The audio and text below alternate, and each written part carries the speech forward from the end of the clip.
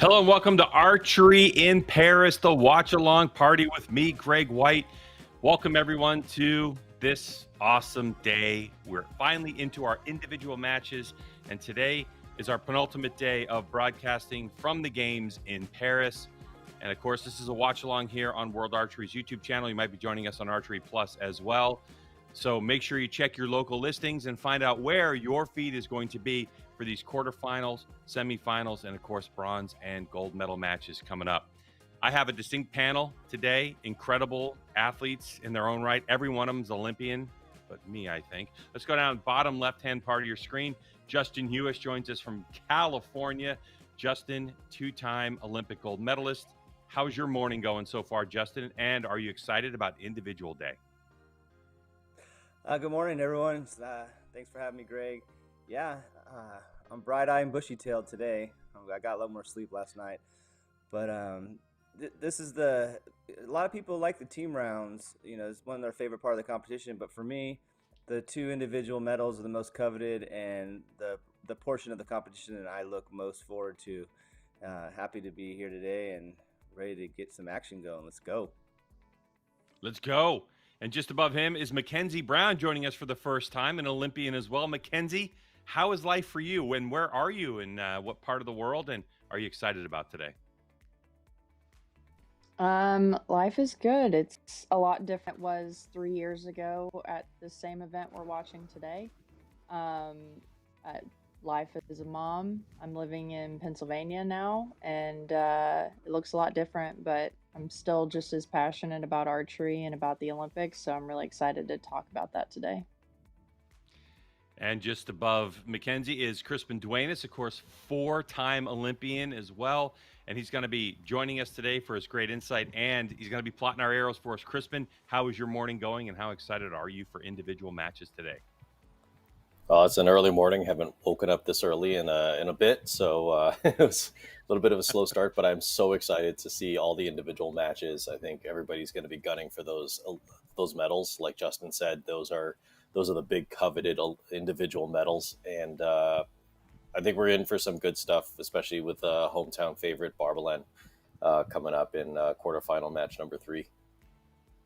Yeah, it's definitely going to be electric. And hello to everybody. If you are joining us, join us with a comment or whatever. But as always, the anchor to this broadcast, Bernardo Oliveira, joining us from Switzerland, going to be keeping all of our statistics, and an Olympian in his own right in Rio. And so here we are. How's the excitement at the World Archery headquarters and all the matches you've been watching this morning, Bernardo? All the excitement is from my part because everyone is in Paris on site making the show happen. So I'm here watching the fort, making sure everything runs smoothly while everyone is there in Paris with a big task. Everyone is like so busy and running the whole thing very smoothly. Hats off to them. But I'm here following everything from a distance, and morning session was super exciting. The afternoon, for sure, it's going to be even more because we have medals at stake and we're about to get started. We are definitely about to get started. Well, let's talk about some stories, panel, as we have going forward. Obviously, the big story has been the domination of Korea. So far, we've handed out 3 medals. We've had team medals for men, team medal for women, and then mixed team yesterday.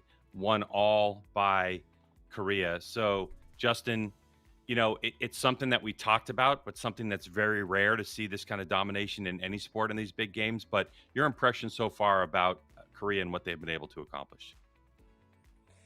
Yeah, they had a task at hand, and whether they were shaky earlier in the year or not, the women were able to pull off that 10th victory and dominate the women's team round. I didn't really see, the men. I figured with the lineup they had, there's just going to be a walk in the park for them, and same with the mixed team. So, no surprises there.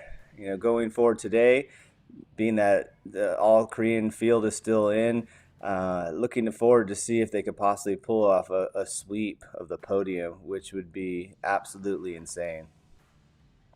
It would be insane. We have a graphic here. This is the race for second place. Basically, at this point, you have Korea sitting on 3 gold medals, China, France, and Germany with silver, and then Mexico, Turkey, and the United States with bronze so far. Mackenzie Brown, looking at this table and looking at the medals and having competed just 3 years ago in these games, what is your impression of what Korea has been able to do, as well as the other countries that have medaled so far? It's still kind of the same song and dance from 3 years ago, honestly, because they had a sweep 3 years ago. Well, almost a sweep. I mean, if you look at the men's individual, but um, it's it's always a challenge. It's always in your head whenever you're competing at an international competition where Korea is present. It's one of those things that you know in the back of your head that that is the biggest mountain to climb, especially when you're competing. So um, it's something that you have to think about, but you also kind of try not to think because you need to run your own process, your own game, to try to have the best outcome. So it's a tricky thing to do, I think, to take on any of the Koreans. And Bernardo, do you think that the way that the brackets are today, as we look ahead to the women's individual matches that we have, what's really, it feels like it's very unique that we have the possibility that Korea could occupy all 3 spots of the podium, because we've gotten to this point where in the brackets, the Koreans haven't run into each other to knock anyone out. How extraordinary is this bracket for the Korean team? Yes, yes, it's pretty extraordinary, and for sure they were quite lucky because who we see. No, sorry, I got it wrong. I thought we were seeing John Hoon-yeon in the picture. That's Lim Si-hyung, but John Hoon-yeon, the third archer of Korea, she really struggled in the qualification round for Korean standards. Her score was quite low, and so while we had Lim Si-hyung ranking first, Nam Soo-hyun ranking second, John Hoon-yeon only ranked 13th. But they were quite lucky that she didn't end up in any of the brackets that would run into one of her teammates before. So they're only meeting eventually in the semifinal.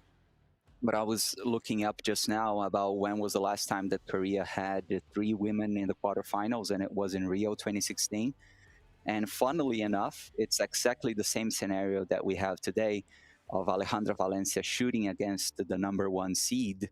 And on that occasion, she beat the number 1 seed, Choi Mi-soon, 6-0. So I guess she will be wanting to remember that and stage 1 upset here. But it'll be remarkable if Korea manages to sweep the podium in the women's individual for sure. And Crispin, looking at the matchups that we have coming up, and we'll talk a little bit more about them in a second, though, for the hometown favorite, Berberlin, who do you think really, though, has the advantage here? You have, one thing of note is that in that third round, quarterfinal round, we have Lisa Berberlin from France not going up against a Korean archer at this point. Do you feel that that's adds to kind of the drama of this whole situation that we have down the pipe? Yeah, I think she lucked out on the fact that she's going to a quarters without a Korean. She's the only archer. Well, not she's one of 2 archers going against non-Korean. Yeah, obviously, yeah. But Indonesia, yeah, I think Indonesia is one of those countries that's like a sleeper country, right? They've got those archers that you might not know their names. They might not be really popular and famous, but man, they can kick butt when they get onto the archery field. So Lisa's going to have a lot of support from the hometown crowd. I can imagine how noisy it's going to be in the venue when she steps onto that field. But again, Indonesia's got those sleeper archers, so this is going to be an interesting match. I actually have no prediction on how that match is going to go because it's so up in the air for me right now. Lisa's a great shooter. I know next to nothing about the archer from Indonesia, and I'm going to be surprised either way. All right, just so you guys are aware, the archer from Indonesia, how you pronounce your last name is Wahirunisha. Okay, Wahirunisha. Looking at it, you might think it's something different, but Dianandra is her name, so that's the proper pronunciation. But the first one we have going on is Elif Turkish from Turkey going up against John Hoon Yon, and this match, obviously, you have athletes like Gurkish who come in here going up against Korea. Like we've talked about before. Do you feel like, Justin, that these archers that we don't necessarily know on the regular from World Archery competition might have that advantage as an underdog because their competitors don't really know what to expect? Or is it that same thing that we've talked about over and over and over again, which is just shoot your shot and let the other person do whatever they're going to do?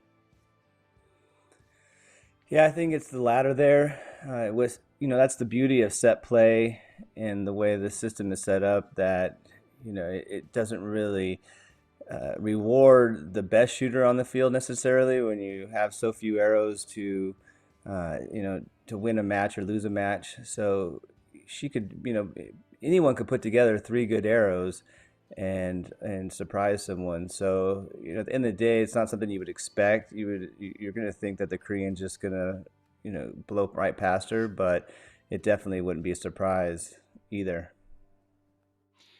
And Mackenzie, in our first match for Elif Gürkish, 17 years old. Do you think that at this point, that experience, that age, as you've been there yourself on center stage, shooting for a medal, do you feel that that being 17 years old is going to have an effect on you either way? Either you're young and you don't experience the pressure, or you're just kind of like, I'm just going for it.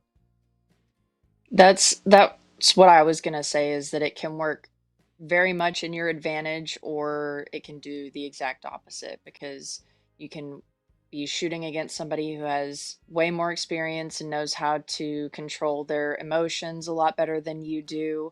But on the other hand, you could also be young and, I don't want to sound mean, but a little bit naive, and just going out there and having fun and have the confidence of, I'm just going to do my best because I'm here anyway. So you can have both sides of that can help or kind of hurt you. So it's really up to her on that day. Mm-hmm. Well, as we get closer to our first match of the day, any predictions across the board? I mean, whether we just go general predictions or match to match. Justin, let's start with you. Anything that you're thinking that's might be out of the norm today? Well, kind of to piggyback up what Bernardo said earlier with Alejandra, possibly taking out the number 1 seed, that would be a crazy good story. When I woke up this morning, I was reviewing the matches earlier in the day. The Chinese archer that she went against had, I think, 229s and 328s and lost the match. And that is high level archery to lose a match to. And so Alejandra, she's no rookie here. I think this could be her time. If any of these archers here that are non-Korean have a shot, I mean, you have also Lisa and Deepika, those 2 others too. So I feel that the Koreans just probably going to be unstoppable, and we're going to see some history today. But it wouldn't surprise me either if Lisa or Deepika or Alejandra make it through. So it's kind of a coin really toss for at us, this point. I think Gürkish is probably an unknown property right now, as the athletes are now making their way to the field of play. Mackenzie, your predictions possibly on the day? I think I agree with Justin that both athletes, like Deepika and Ale, they both have really good chances of upsetting some Korean fans. It really depends on how those women feel today, because I have gone up against Alejandra, and we've had, even at the games 3 years ago, we had an insane match, and those are just arrow calls, and it really isn't necessarily a show of who is the better archer in that match. It's a lot of times arrow calls and who sees the lines. And then you've got got Deepika, who has been competing since, I think, London, on the Olympic stage, and has been a force for years and years on the world level. So you've got a lot of experience there, which, like I said, can be a benefit or a hindrance. It just depends on the day. All right, I'm so we're getting cheering for ready for those our girls first because I match. really like both Bernardo, of them. yeah, Bernardo, anything stand out for you statistically as we head into this match? What really caught my attention in general about the first session that we had today was exactly what Justin alluded to, was that the Chinese archer Li Jiaman, she was the best performing archer of the entire field today in the morning, and she lost. She's not even here. So just once again, just goes to show that with a set system, it's not about just shooting the best scores overall. It's about reacting when you have to. Just react to whatever comes your way, and then you should be good. But it's much easier said than done. And when, you know, it's simply the most important competition that there is in the circuit, it's everything is on the line, and it's not easy to do so. But it sets us up for an exciting session for sure. So we hope you're watching your local feed of archery competition from the Paris 2024 games. We have our own feed as you join us in our watch along, and the first arrow is going to fly from the Turkish archer Gürkish, the 17-year-old, who up until the match this morning hadn't actually lost a set point in eliminations, and sends that one wide for an 8. And of course, we have Crispin Duenas, who is going to be plotting all these arrows for us, the expert young eyes that he has. And Korea opens up with a solid X for John. Now finding the 9 ring. So in terms of this panel and all the Olympians we have had, obviously Mackenzie at the last games, what is it like to finally be here and to start throwing arrows down range? When do the nerves, if they ever do, subside at this point? I think after you get your first end out, it's a lot easier to calm down. Whenever you're waiting, I think the waiting is harder than the actual getting up there and shooting your arrows. So you're getting all of those emotions out right in the first end. So maybe that's what we're seeing from Gürkish here. She's getting her emotions out. She's figuring out the wind. This can be a throwaway set, the first end, but at the same time, a lot of times with shooting against Koreans, you don't get a throwaway set. You have to be on right from the jump. And so it looks like out of the gate, it's going to be, I think, 8-9-9 for a 26 for Gürkish. And Yon is at a 10-9-9 for 28. So it's going to be 2 set points to 0 in our first quarterfinal match of the day. The importance of this match, of course, is the fact that you're guaranteed to shoot for a medal. If you win this match, you're going to go to the semifinal. The winner of the 2 semifinal matches we have coming up go shoot for gold, and the losers go shoot for bronze. And so that's part of what we were talking about as it relates to the Korean team, and the fact that they're not facing off against each other until a semifinal. So even if we do see 2 Koreans shooting against each other in the semifinal, one of them's guaranteed to go for gold, the other guaranteed to shoot for bronze. Here is Elif Gürkish, 17 years old, and our 5th seeded qualifier coming into this. Incredible performance. And you would have to think that that Gürkish is as a product of what happened a few years ago with Mete Gazos and the impact that he's had on Turkish archery. Wouldn't you say, Justin? Probably most definitely. You know, it's that coach over there really has them, you know, on clicking on all cylinders now. I've been watching them on social media for the past couple seasons, and you know, all the training they do outside just shooting their bow is just next level, almost to, you know, almost Korean standards. And you know, most of these shooters like carbon copies of each other, so they got something going on there that I think will carry over for, you know, many Olympics to go, for sure. A 10 here for Gürkish, and we're going to go 2-2 set points, and able to get it, and an X right on the X line anyway. That's up to Crispin on how he marks that one. So 29 points. There's only 10 available in the ring, so even with that 10, it's going to be 29-28. And just like that, we're all tied up at 2 set points apiece. I'm curious, Crispin, are you having a chance to see any any actual shooting, or are you just having to be consumed with like where these arrows are landing at this point? Given that it's my first go at the scoring system, it is like a lot of back and forth right now. I'm trying to get at least the scores correct, and yeah, hopefully everything is coming up. Every time I click that confirm button, I'm trying to make sure that I'm getting like accurate results here. But this was like definitely like what you were saying about the Turkish training program. I've actually been through that training program, trained with Mete pre-Tokyo in Turkey, and it is a pretty.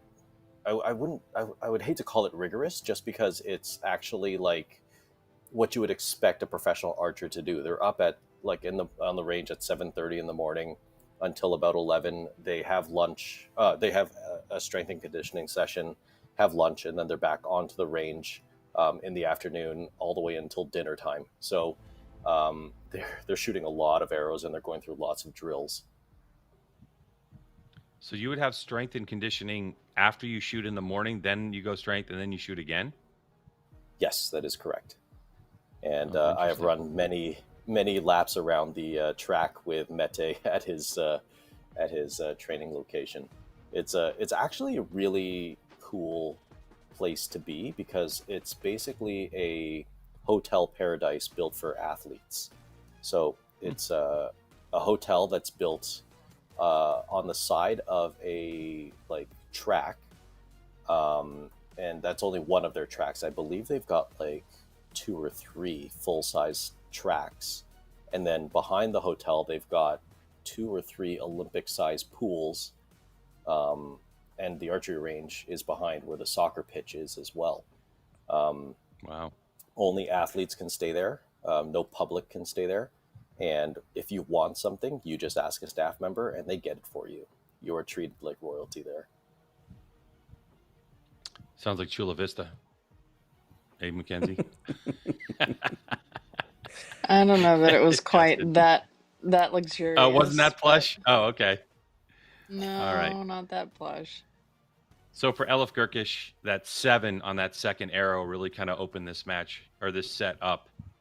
So it looks like with a 9, going to be 25-28. So then all of a sudden, so Bernardo, this is a little bit different from team rounds. So tell us a little bit about how this is getting scored and what the max score is. How does somebody win? Yeah, well, it's quite similar to the team scoring, everything we've seen so far in the Olympics, honestly, just because it's set system. But now since it's an individual match, each archer shoots 3 arrows, and then the archer with the highest sum gets 2 set points. If the sums are tied, then they split the set points. I was listening to the matches before, and unfortunately we don't get the sound from the venue, but it's really funny that they've been doing some kind of like a crowd animation, about this when splitting the points. They call it split the pie, and they have everyone in the stands like do something with their arms, kind of like we're splitting the pie. And I've been hearing this over and over again for the last week, and yeah, I'm getting tired of that. But yeah, so 6 set points wins, and if it's 5-5, then we have 1 arrow shoot off. Closest to the center wins. Yeah, that's kind of the key component. So if Gurkish is able to win these set points, we go 4-4, and unlike those team rounds, we continue on. So the 1st to 6 advances. If we go 5-5, then it's my favorite, shoot off. But we got at least an end to go. So the situation pretty simple for the 17-year-old Turkish archer. This is a must, and starts off with a 9. For Hyun from Korea, a win here, an advance to guarantee shooting for a medal. We've had a cracker of a match up until that 7 was shot. A 10 for the first arrow. Much different day than we've seen than yesterday in terms of cloud cover. The temperatures dropped a little bit. Just trying to keep an eye on that wind. You can see that it's moving a little bit in the background. Nothing like we've seen last weekend. It got pretty crazy with the wind at times. Ooh. All right, so little bitty window. with 1 arrow to go, tied at 18. A 10 here is going to put all the pressure. Oh, no. Just Same outright. spot. And the disappointment from Gurkish. So now it's all on the shoulders. Is this to advance to the next round?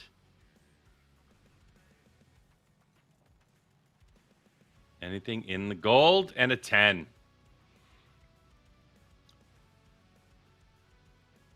All right, so it looks like it's going to be a 6-2 win for Korea. But look how far the 17-year-old has come. I mean, Justin, a good match for Gurkish. What do you think? Oh, 100%. You make it this far in Olympic Games is nothing to hang your head down on. For me, when I went to the games, just being an Olympian, forget about winning the medal. It was just, the one thing that I couldn't believe was actually happening to me. So she's going to be able to carry that through the rest of her life and have that, to be proud of. And also make it into the finals day. Oftentimes you go to the Olympics, you just want to win that first match. Just don't go down in a blaze of down in flames on that first match. Once you get through the first day, you're on house money. So she definitely has everything to be proud of herself about. What do you think, Mackenzie? Yeah, I agree. Whenever you, at least for my first games, I was just so stoked to be there. I was out of my mind, just like excited for the first arrows I shot in qualification. I was like, I'm officially an Olympian, because it doesn't really start until you've actually shot arrows for score. Good So point. yeah, that in and of itself is a lot mentally to take on, but then to make it to the finals day, because there's a lot of really good archers who didn't even make it to this day, and then you've got a 7-year-old who made it all the way to the quarterfinals. It's a really impressive feat. That's a really good point. Any statistics from that particular match, Bernardo? Yes, they repeated the trend that they had in the previous matches, which is like the number of arrows that each of them got out of the yellow was quite similar. I mean, in general, considering the other matches as well. But what really made a difference was the number of 10s.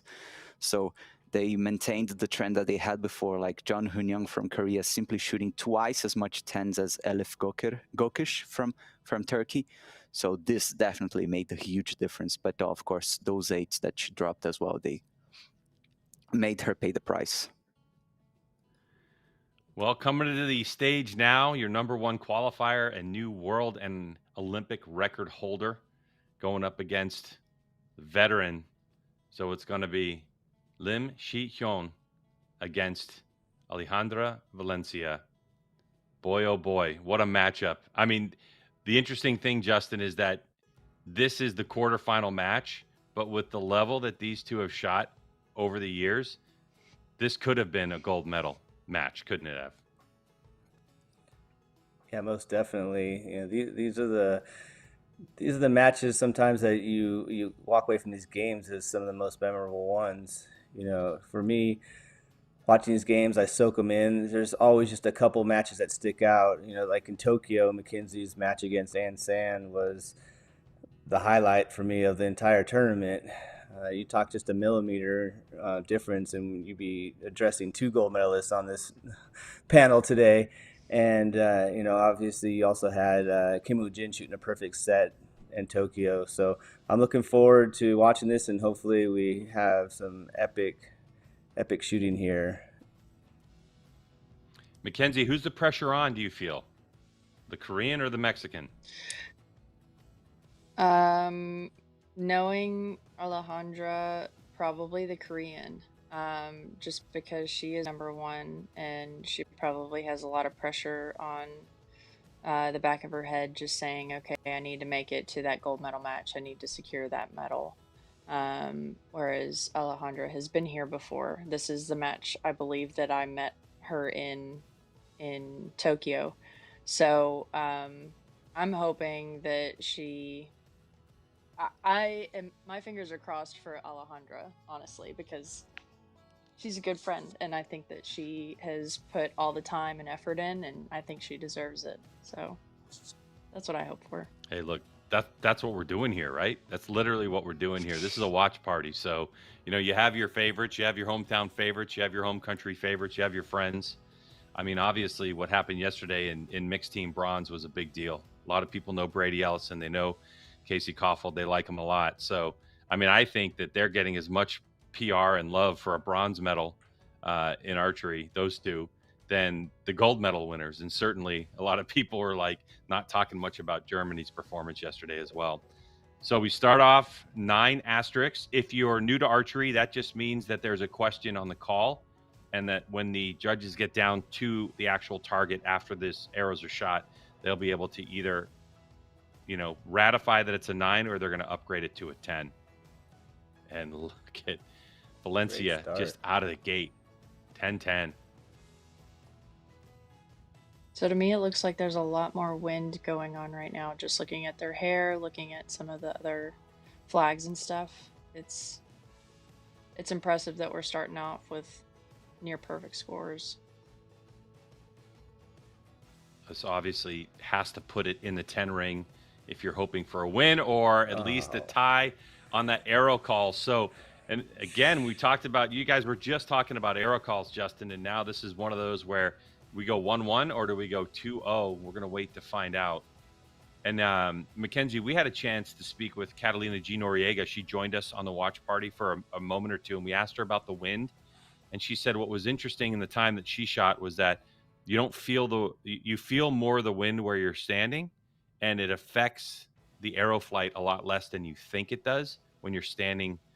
So it's been, as she quoted, very tricky wind the entire time that archery's been in the games. That's what makes so that those got upgraded, Crispin. That got upgraded to a 10.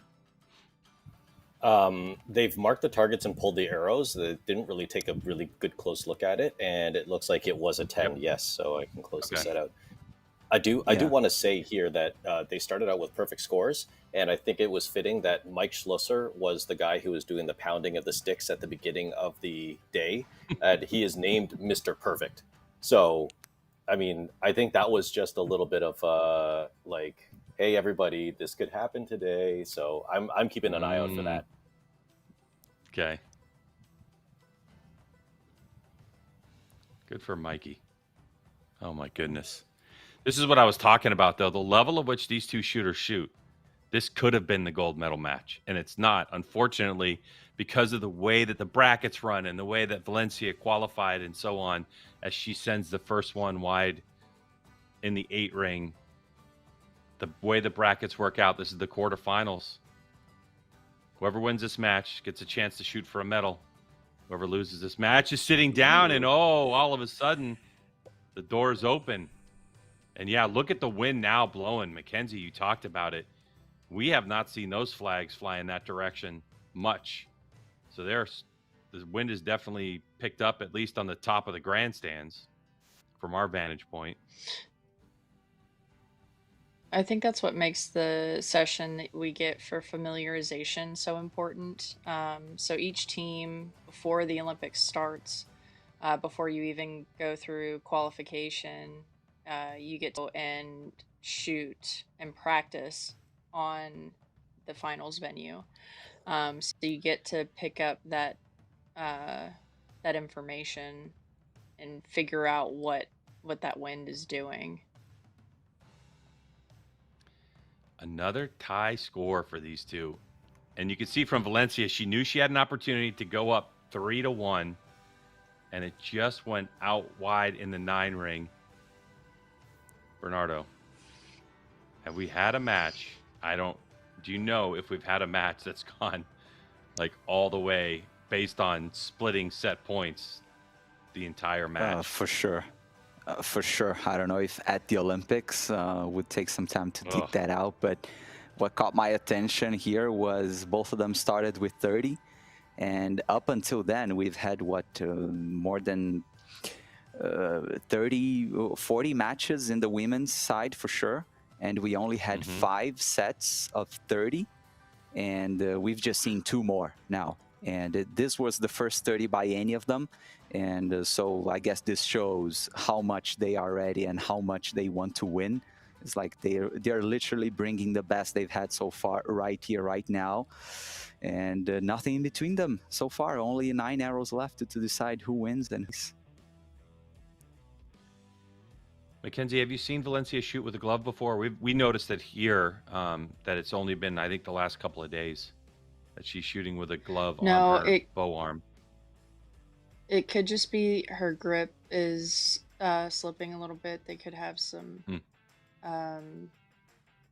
extra moisture there. I don't know how humid it is, so that could be an issue, and she's adding extra grip on there, and that helps her. She's always shot with that tape on her fingers for sure. That's kind of one of her signatures. But to what you guys were saying about tying matches, Alejandra and I did this in my match with her in Tokyo too. We tied several sets, and then we ended up going to a shoot off, but it looks like Alejandra is going in the right direction for this match. Last arrow of this set and a 1-point advantage for Valencia. Oh, and an X. All right, gold is good. Gold is good. This for set points. Okay. Uh-oh. Mackenzie, you obviously know Valencia better than I know her, but it looks like she's just very relaxed. You know, after she had the opportunity to go up to, she's smiling quite a bit. What's your assessment of what you're seeing here in the images that we're getting? I personally, just seeing her today, she looks a little bit less smiley than normal, maybe a little bit more dialed in mentally. So I think she's actually a little bit more in a competitive mindset. She's still got her smiles on like normal, but I think that she's maybe really pushing hard for that podium this year. Well, we have an opportunity right now for what might be a major upset in these games. When you have your new world record holder, new Olympic record holder, your #1 qualifier, gold medal already. 2, right? 2 gold medals already. And it's like, could Alejandra Valencia sit your #1 qualifier? And it could happen in this end. Lim has got to start off strong and does. Just outside the X ring, solid 10 points. 6th, 10 so far this match. You could see that release and the grimace on Valencia's face that was not going in the 10 ring. That's going to be a 9.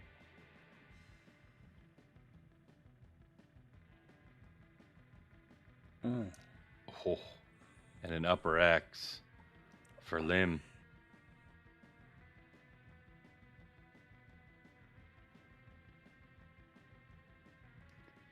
Good answer from Valencia with a 10. So now a single point advantage. A 10, and we're going to go 4-4 in the set points. A 9 and an opportunity for a tie. It's a 9. So Valencia has an opportunity to tie and take this to 5-2 if she can shoot a 10. You can see the hair moving, the wind moving a little bit. Quick release.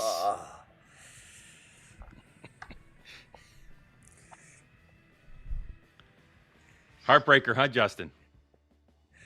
Yeah, you know, you're talking about her smiles. It seems like every time she doesn't win the set points, that's when she has like this nervous. She just smiles, and the times that she has won the set, she comes off with this kind of, you know, face that's just more locked in, like Mackenzie was saying. So I wonder if it's like just like a nervous thing that she does. What's interesting, last week we had Sochie Wan, who was a compound shooter, but obviously on the Korean team, and has been in and around shot with these athletes and talking about the system. And, you know, it's interesting, I think, coming from the Western culture that we are, that individual accomplishments, we tend to weigh those a little bit more. Where on the Korean side of things, the emphasis is more on team. But to me, Lim Shi-hyun looks a little bit stressed right now. Just looks a little bit stressed in the shots that we've seen. You can see from what Crispin's been plotting, you can see the arrow average is the same, but Lim with one extra 10. And here we go. We're tied 4-4. A win in this set would give you a 6-4 victory. If we tie, we're going to a shoot-off.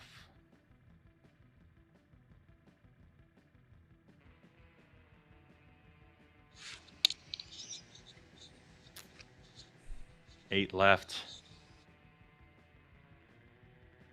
And you feel the window of opportunity starting to close slightly for Valencia, but it's not over just yet. A 9. So a 10 here is going to be critical to keep this thing going. Boy, I didn't like that shot. That was quick. 10 here. Moving on. Got it in the X ring. So that's going to be a 6-4 victory. And boy, it looked like there was an unleashing of some tension. But you got to really give a hand to Alejandra Valencia. What a performance. What a show she put on.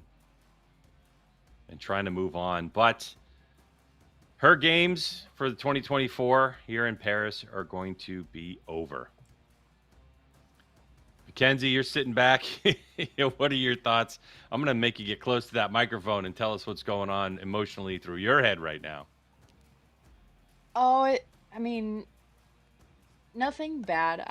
I'm happy that the match was good. I think Alejandra had some really good shots in there, and it's tough because that momentum needs to keep going through to the end to win that match.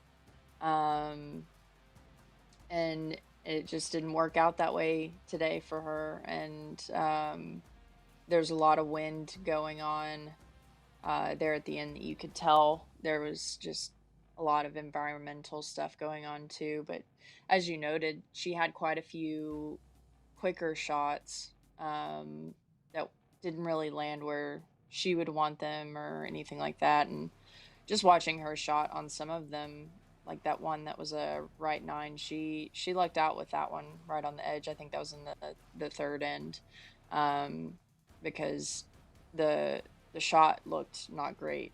That was her first shot of that end, and hitting a 9 whenever you not great shot that's an achievement. You're happy with that.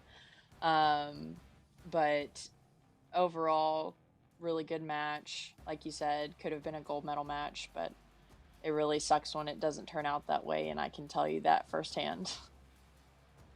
Yeah. Bernardo, what do you have for us statistically in that match? It was impressive. Yeah, super high level. Well, in the end, like really the fourth and fifth set were what really made the difference, because they were nip and tuck all the way, all throughout, so tightly matched. And I was just thinking here, as you were saying, like about Alejandra Valencia, she doesn't continue. But if you just think about her results, like her Olympic caps, it's like, for sure, like she might finish 5th now because she went down to 5 sets. So total score will be considered among the other losers to see who's going to be 5th, 6th, 7th, and 8th. But I think she's looking really good to be 5th, which is exactly her final position in Tokyo. And in Rio, she was 4th. So it's like, man, really, really strong results, just really missing the medal, the individual medal, by nothing. And it just goes to show what the hell of an archer she is, going up against maybe one of the big names of this generation, Lim Si-hyun. And, well, amazing averages that we've just seen here, but too bad for the Mexican. And now Korea one step closer to that sweep of the podium. Yeah, they certainly are. And now we're getting into a match where we don't have a Korean athlete shooting. And so this is a huge opportunity. I think, when you look at just the juggernaut, the the level of which Korea shoots, this is a massive opportunity. And what a match we have. You could see that when the French archer stepped out onto the field of play, the crowd went crazy. But Justin, what are you thinking about what you've seen so far and what you might expect in this match? Well, I hope we haven't seen the last of Alejandra Valencia. Rumor has it she's going to retire, and she's just too good of an archer to see that happen. But, life goes on sometimes in the sport. With this match, I would love to hear the audio right now because, this is the biggest thing is that home crowd, the fourth, or actually in this place, your second team member because of the individuals. And I just wish I could hear what the chanting and everything and how the excitement and electricity was going on right now. So for the Indonesian archer, Hohi Runisa, 9s across the board. This is a good chance to go up a point. Oh, out wide into the 8 ring, near the 7. Deep breath from the 27-year-old.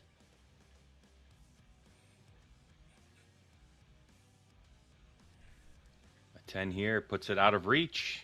So with only 10 more points available on the board, the highest possible score would be 27. So it's going to go 2 set points to 0 in favor of the Indonesian archer.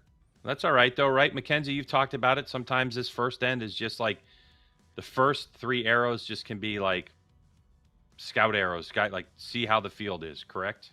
See how the wind is. Well, especially in this this scenario where the Indonesian archer already had secured the 2 set points. For Lisa, she could shoot that last arrow and kind of it really didn't matter where the arrow hit. So for her to be able to figure out what the wind was doing, so why that arrow went wide 8 or why she wasn't in the middle, or make that couple of clicks adjustment from the practice range to the finals venue, it's nice to have that opportunity even though you didn't win that set point. Crispin, anything standing out for you at this point in these first 3 arrows? Anything that you've seen? I'm going to try to comment and score at the same time, but I do have a couple little spies in the stadium right now, and they're telling me that the wind that we see on the flags at the top of the stanchions are not the same as what's going on the field. So there's a swirling wind down on the field with a more of a tendency to be a tailwind. So it's going to be the wind that's going from the archer towards the target. And so that could have a little bit of an effect on the archers right now. And I think they're just trying to settle in and get comfortable. I mean, I know that whatever happens, Lisa Barbaland's going to come off that field smiling. So I can guarantee, I can put money on that one. Denandra's doing a very good job. Like both archers right now grouping on the left side, which might mean that the wind is just that consistent. But if you see that flag up top over Lisa's shoulder, it's not indicative of what's actually going on the field. And I can also confirm that that splitting the pie thing that we talked about earlier, it is not a thing. And some people in the audience were asking the archers, like, "Oh, I guess you guys have been saying that." Now that I've said that, they split the pie. But my friends over there are saying, "No, we never say that, ever." And according to my spies down in the crowd, it is insane over there right now.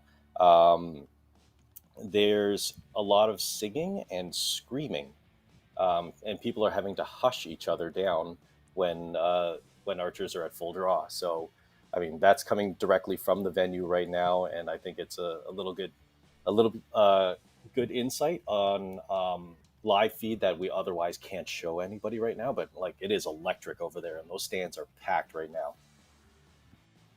Yeah, it definitely looks like it's overflowing. That's awesome, Crispin. Thanks for that. Way to have friends, man. Good job. Been in the sport for almost 25 years. You make a couple on the way. Yeah, I would think so. It is actually, archery can be a very, very small, tight knit community, just like all sports that there are. Even the biggest sports in the world. Once you're in the community, you're good. All right, so we tied on that set. So now it's 3-1 in favor of Dinandra from Indonesia.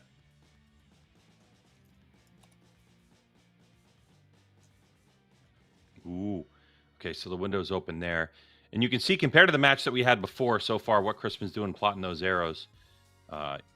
Obviously by the end of the first 6-arrow shot, we already had 6 10s shot. These two athletes really trying to find it, and there you go. The hometown favorite drilling the thing nearly on the spider.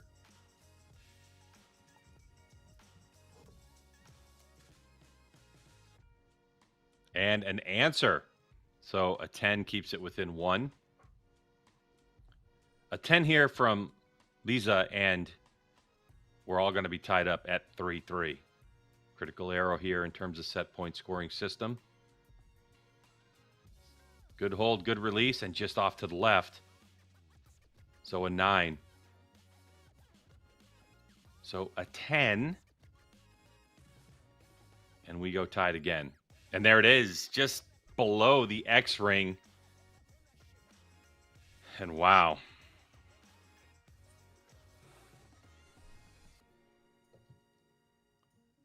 All smiles, but not giving Lisa an opportunity from France really to make up any ground.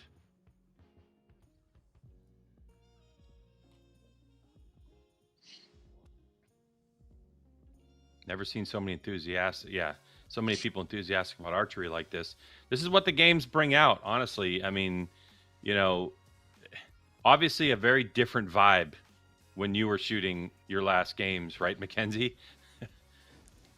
Very much so. We were talking about the wind and what Crispin was saying about the wind being strong up on the top of the stanchions, or where everybody's sitting. In Tokyo, we still had those, but there were no bodies to block any of the wind through. So you've got wind coming through that way.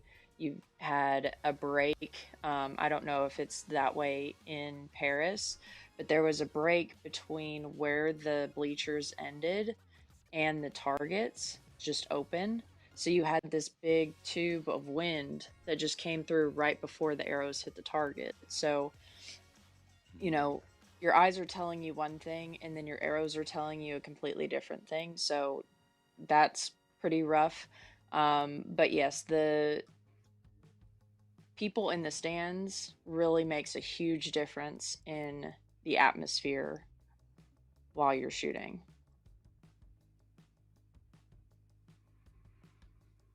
So Hoironisa from Indonesia. Ooh, what are you calling that one, Crispin? I think that one's out. Yeah, I think so too. Yeah. Come on, Lisa. 10. There you go. Lisa to try to stay alive at this point. So a 10's going to guarantee moving on to the next round, but a 9 here, and we're going to go 5-3. That's a 9. Okay, so we continue on.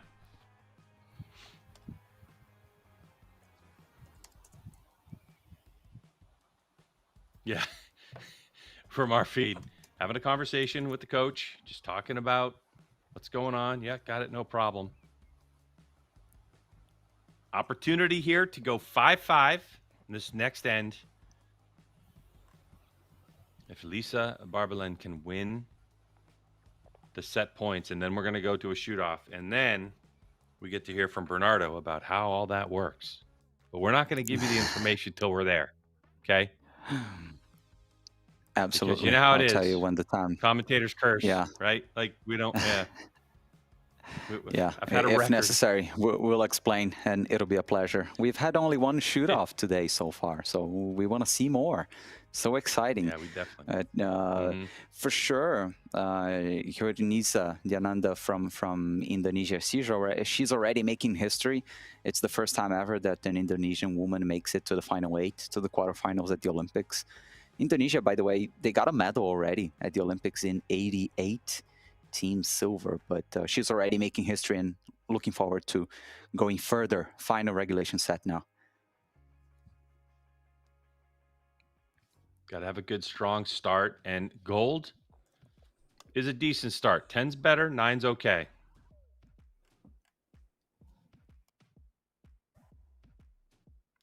Oof. Good. X.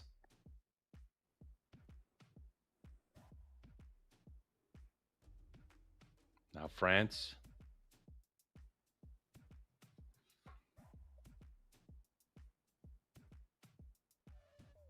Bottom of the 10 ring for Lisa. Everything's left. Yeah.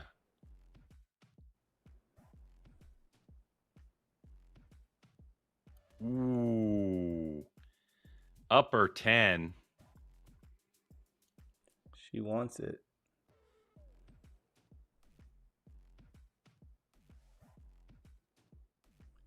I mean, a 10 here, really, you just gotta have it to stay alive.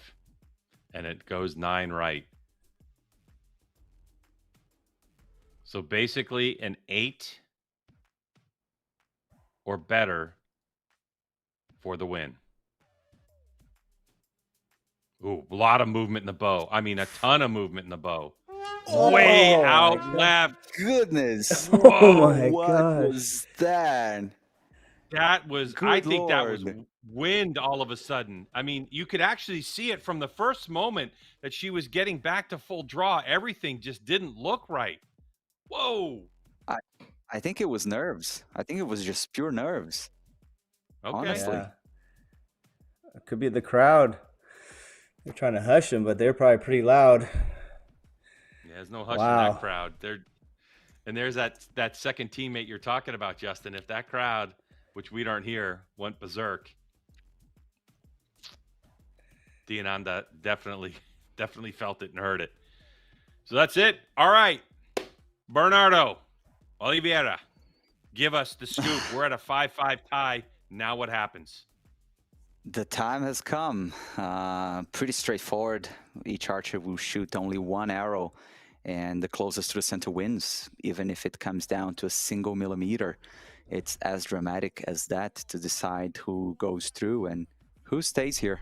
So tension can't be any higher. Only one arrow. How many arrows have all of these archers shot in their entire lives since the last Olympics? And now their whole fate is going to come down to only one arrow. And it's tension too, right? Like, who's the one feeling the most pressure, you know? I probably The would coaches. actually, yeah, the coaches. I probably would actually say that Lisa has to probably pick herself back up because she probably thought she lost that match. So she might have been unwinding, and now she's got to get herself back into, like, I got to do this type mindset, because that was very unexpected of the Indonesian archer. So, yeah, this is gonna be good. Ohiro Nisa Not lines only up for our first shot. not only picking yourself back up, but also just like having that surge of hope come in and then having to calm back down after that too, because that's a lot right then. Clock's ticking. Lisa knows there's an 8 on the board. We go for score first. Anything in the gold, and she moves on. 140 beats per minute. Wow. And a Wow, 10. That's 10. the way you do that. And our fake crowd goes bonkers. Wow. Look at that. Look at that. Goodness me. Amazing. Guaranteed now, shooting for a medal. What medal? Well, we're going to have to find out. And I think this is really what Justin was saying before, kind of like this might be the match that we remember about the games. It might be this one. This was absolutely crazy. Oh my. Okay. So now we have one more match to decide who's going to be shooting against the archer from France who just put on the show. And what a comeback, really. I mean, down and scrapped for it and was able to push. You could see from our perspective, the match, you have 28-27. We tied 3 in a row. We had a tie. Incredible. What a match. Boy, if you would have handed a medal out there, you definitely would have been satisfied with that one. But who? So we know that in semifinal number 1, it's going to be a Korean showdown.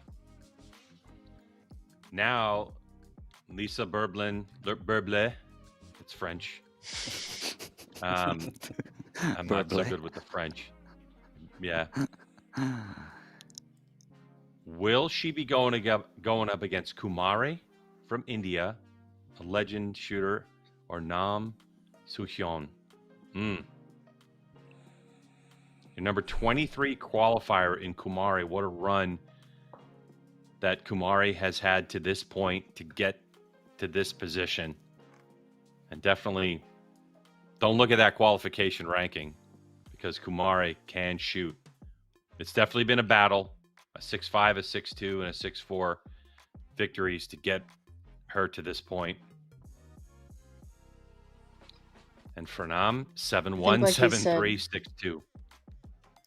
I think, like you said, Greg, don't look at the ranking score because Topeka is a little bit notorious, in my mind at least, for maybe not having the best ranking score, but being vicious in matches, like being very good at matches. And your qualification just determines your bracket. So even if you're not great at qualification, you can still breeze through matches.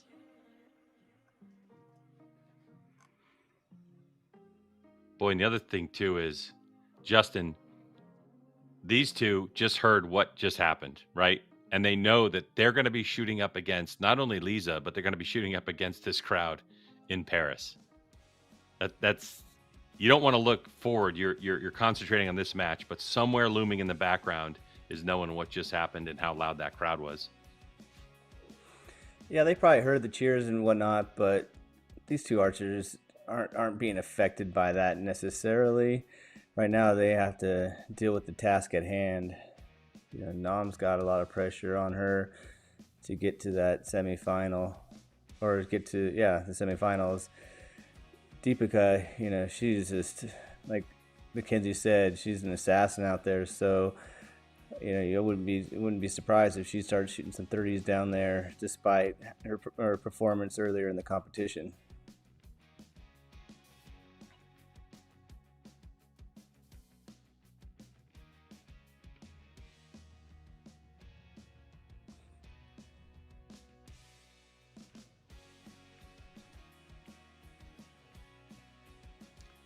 All right, so a 10 for Korea, a 9 for India.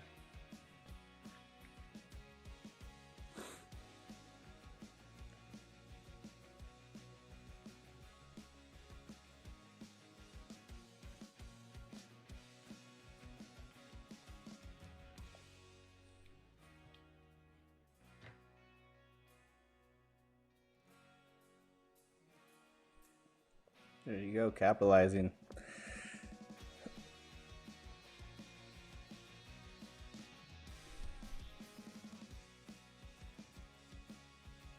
Ooh. Yeah. She knew that one was low.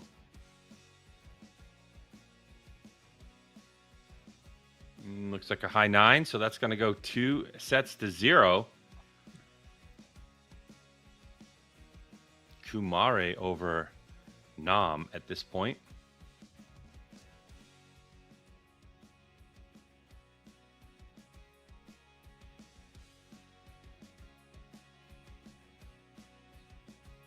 Justin, what do you think is going on with some of the conversations between each coach and their athlete right now? What would you expect to hear? Lots of positivity is what you hope to hear. There's nothing really you could say to the athlete at this point in time. They just need to just keep shooting. But, in cases like me, I always like my coach to talk about something other than what I'm doing with the competition, crack a joke, do something to get my mind off of what's really happening right then. And then I can get up to the line and, get back to work. So it really depends. Maybe they saw something or they have different words or cues that they use to tell their archer. Then they might just be repeating that. God, the stands are absolutely packed. For our women's individual day, Justin Hewish, Mackenzie Brown, Crispin Duenas, Bernardo Oliveira, and myself, Greg White, on this Archery in Paris watch along on World Archery's YouTube channel and Archery Plus, as we are in our last quarterfinal match to set the stage for our semifinals. So the win here guarantees you're shooting for a medal, but we still have those semifinals to decide who's going to shoot for gold and who's going to shoot for bronze.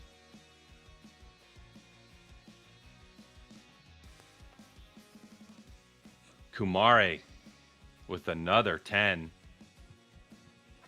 with a single point advantage after the first of 3 arrows in our second set. Kumare from India up 2-0. And now our second place qualifier in our placement, Nam from Korea, in with a 10.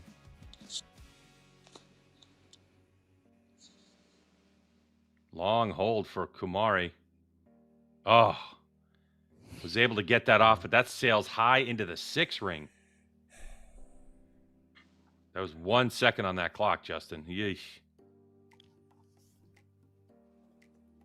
That's not what you like to see. Those long holds, nothing but trouble. Can either one of you, I guess, Justin or actually anybody on the panel, explain like how does a long hold happen? Like for someone who doesn't shoot recurve, why not just pull on this, just get it through the clicker real quick and get the shot off? Like how does a long hold happen? Anybody want to raise their hand and tell me? Yeah, Mackenzie, go. It can be any number of reasons, one of which could be you're feeling wind and unsure of where you really want to aim, or you're trying to get your pin back to a spot that you are looking at to aim. And then it could also be like you're pulling in your brain. You're like, I'm pulling, and it is not going off. So it would, you kind of have to think in your compound brain, you have to think of shooting like a stand element or a tension release of you feel like you're pulling, but that thing's not going off. So it can happen where you stall out as a recurve archer on actual movement to get through the clicker. On her first shot though of that end, she managed to keep it in the 10 ring. But this is all clock management too, so she brought it back together if she had more time, but she did not have enough time on the clock, so she may have had to shoot that high arrow. Yeah, because if she didn't get it off by the time that clock went to 0, that would have been a miss, 0 points scored. Better taking 6 than 0 any day of the week. But that shot is long gone in the mind of this experienced shooter. And it goes 10-10 in the first arrow between the two of them, as we are all tied up in our set points 2-2. The first archer to 6 wins unless we go 5-5 tie, and then they're going to go to a shoot-off.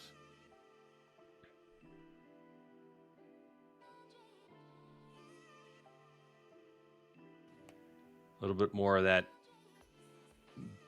Well, in the States, we call it English, right? Some people call it Bojitsu. A little bit of movement after the shot. A little left-right action. Opportunity here for Kumare, a 10. And she'll go up 4 set points to 2. Oof, another long hold. More boat movement. Oh, and that paid off. Okay. Exactly. Look at our producers on it.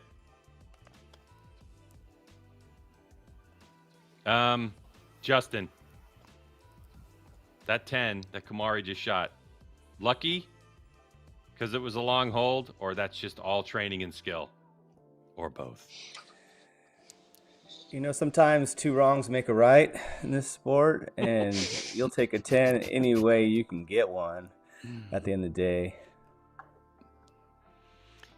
Well, I think we have a new bumper sticker, ladies and gentlemen.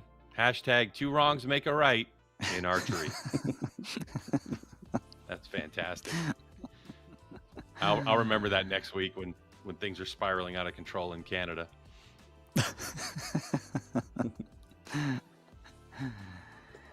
I just wanted to Are you bring some expecting stats here just if I can. Oh, Bernardo, go ahead. Yeah. Oh, Sorry, Bernardo, go ahead, Then you bring that. Last time both of these archers shot against each other was in semifinal in World Cup Stage 1, Korea, in China this year. It went 6-0 for Deepika, but now she's having, Nam is putting up more of a fight now.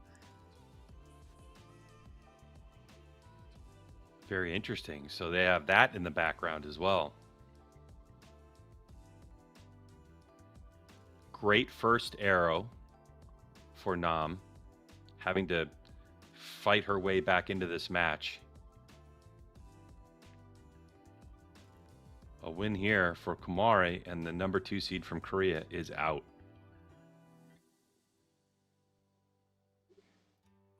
Ooh, Crispin, what do you... I'm going to leave that one I to think the that's judges. in. That is way too close to call. Okay, they're saying a 10. That one looks like a 9 to me. That's definitely a 9, yeah.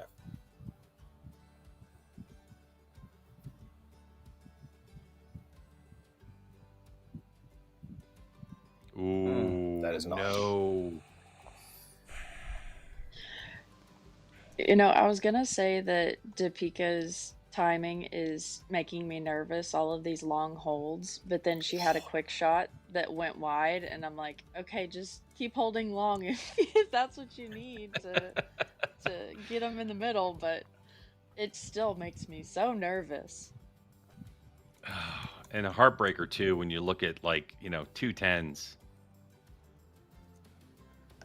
I think that first one might be a 10 for Kumari, but at this point it's kind of irrelevant. That 7 really hurt, but we're gonna go 4-4. Yeah. What might have happened on that, on that quick shot for Kumari is she might have been telling herself, "Hey, you're holding too long. Let's shoot a quicker shot."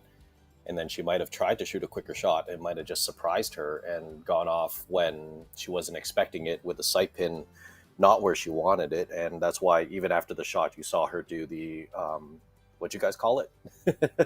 Taekwondo. We call English it, sometimes we call it English, Yeah. Bojitsu, Taekwondo, I don't know. Bojitsu. She threw Yeah, her bow yeah. over because she Taekwondo, felt, there yeah. you see it on the replay there. She threw her bow to the right because I'm assuming she was seeing her bow or her sight picture on the left side of when that clicker went off. So sometimes, like, if you want to get back into your rhythm, it's unfortunate. You gotta like jumpstart your system into it, and you gotta sacrifice some points to get the points back. And that might have been one of those situations where she's like, I got to get the timing back. But like Mackenzie said, if you're holding long and shooting 10s, hold long and shoot 10s. All tied up 4-4. End or set number 5, depends on how you want to call it. If you're watching this for the first time and you're getting educated from our expert panel of Olympians, all of them except myself have been to the games before many times. Generally, when you play different games in archery, you have a set of arrows that you shoot and score. Those are called ends. In this particular instance, we have them set as sets, as an opportunity to get back in this one with a 10 for Kumare. Just low 9. a 10 here from Korea, and it's going to seal the deal. Moving on. Oh, boy, oh, boy. That is a close one. I think it might be Looks in, like a 10, though.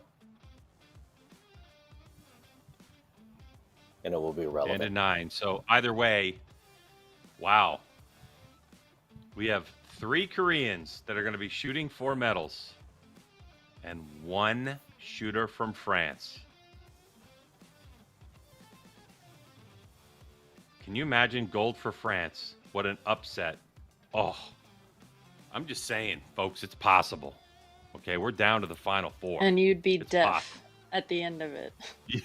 Yeah, probably hear that one probably hear the cheers all the way in the States at this point. I did Well, get the interesting from my. thing is to Go ahead, go Mackenzie. ahead, Crispin. Sorry. I was just gonna say I was. Okay. All right, I'll take care Mackenzie, of this. go. I'll take care of this. All right, Mackenzie first. Mackenzie, you go first, and then Crispin, you'll go after. How's that?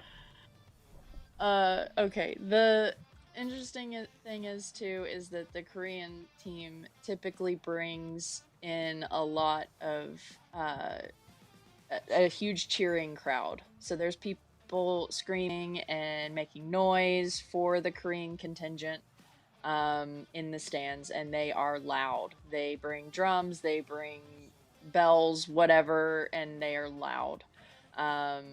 So you're gonna have back and forth no matter what, and it is gonna be loud. You've got all of the French people there in their home country rooting on their countrymen, and then you've got Koreans in the stands too that are loud. So it's going to be interesting to watch these athletes maintain their composure, but also you have to learn as a competitor to feed off of that and use that as fuel for your confidence. Excellent point. Crispin, you wanted to say what? I was just going to say that the all right, we got it. We got our timing down. I was just going to say I got video from in the stands for when Barbelen shot her last arrow, and the announcer called 9 to win while the arrow was in the air, and with this video that was from the stands, you could hear a pin drop when that arrow was in the air. And then when the arrow hit and a 10 was called, that place just exploded. It was amazing. So with the Koreans and their cheering section and Barbalan's hometown contingent of people that are there, I would love to see video of that one and how loud that would be. And I hope like all of the people with like hearing sensitivity have some sort of protection because it's going to be wild. Wow. All right, comments still coming in. You can leave your comments on the YouTube feed, and if we get a chance, we'll pop them in. If you have any questions for our panel, we had some questions yesterday about some people that were competing today, actually, in their home area. They had some good questions for our panel. So if you have any questions, any comments, please leave them there. If you are not watching us on YouTube, you're watching us on Archery Plus, then feel free to go to the X platform, formerly known as Twitter. And you can make sure when you make a comment that you tag in at World Archery. And we'll see if we can get to it. So now we move on to the Korean Showdown, or what these two athletes probably know as daily practice. They've probably shot next to each other, against each other many, many, many, many, many times before. We know from having So Chae-won on here, a Korean archer in the system, currently on the compound team, that they shoot 6 days a week from 9 in the morning till 6 o'clock at night over there. And on the compound side, they're shooting, I think she was saying, a couple 100 to 300 arrows a day. But semifinals. So now to determine these individuals, where they're going to go, the loser goes to the bronze medal and the winner to gold. The critical match in terms of can Korea sweep the medals in individuals is going to be our next semifinal. But this one should be entertaining. because you have, yeah, they're friendly. They're very much of a team, culture over in Korea, and this ought to be very fun. I would imagine there's going to be some smiles and some faces that we normally wouldn't see. What do you think? Bernardo, you've been in and around these athletes as well. What are your thoughts about this particular match that's going to happen right now? Oh, this is a repeat of the gold medal final World Cup Stage 2 in Korea. We did a watch-along together with Vanessa on that occasion, and that time it went down to shoot-off, but with Lim winning. So you would, of course, looking at the numbers, rate her as the favorite. Also, breaking world and Olympic record in qualification round. John Hunyong is struggling a little bit, but it's anybody's game, honestly. And we expect to see a lot of 10s out of these two. And the first one gets delivered. And the second one.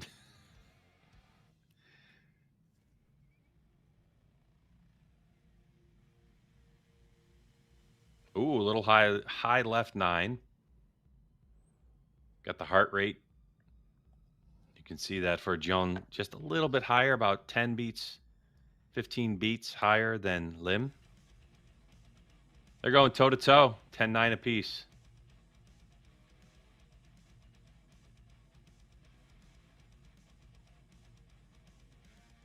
Ooh, another high one in the 9. And a little confidence click on the sight.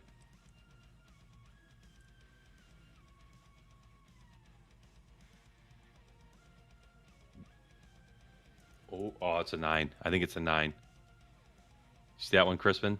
I think just from looking at the shadow, the shadows. There's not a lot of shadows. Are pretty flat light. Yeah.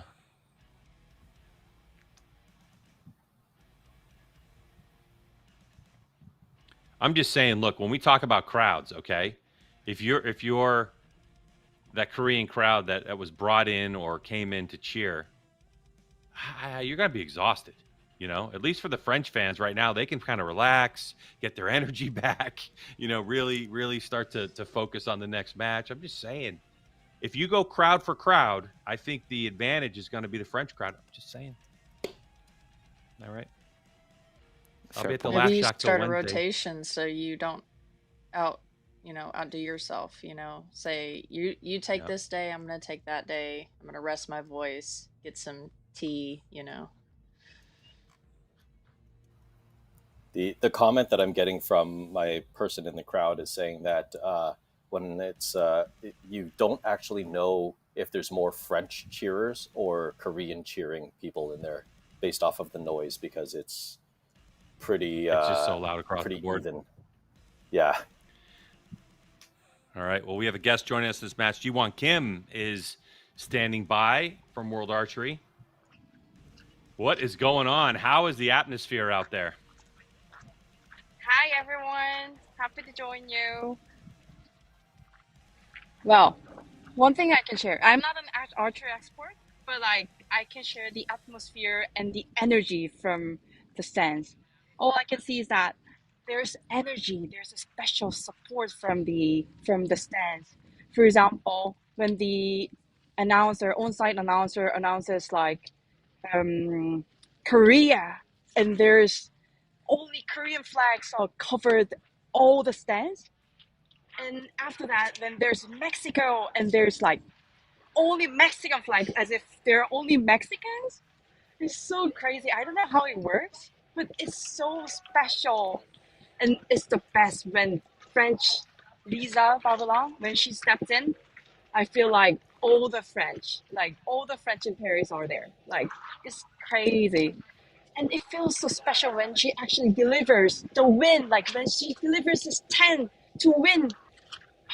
I don't know how to explain this. So crazy. It must be quite an opportunity for you to be there and experience all of it. And boy, we have quite a match. What do you think the possibility of Korea sweeping all medals today as we continue to watch this match unfold between two Korean athletes? What do you think about the possibility of them doing that? I mean, it's crazy, right? Like, so all those three Koreans are up there, and it's gonna be crazy. Well, I don't know. As a Korean, I might say I want Korea to win everything, but let's see how it goes.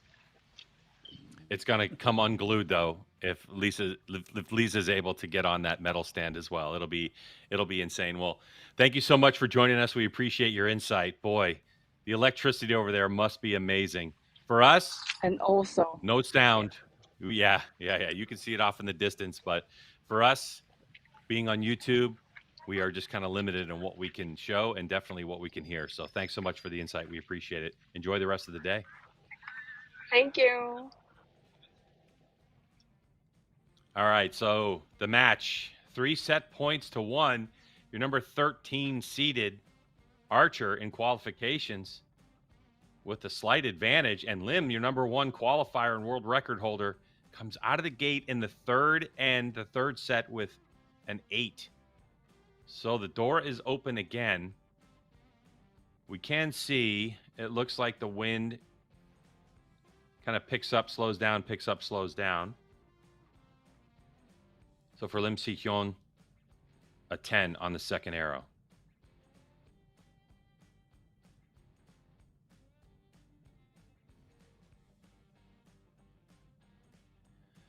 Okay, a 9. So we're tied at 18 with 1 arrow to go.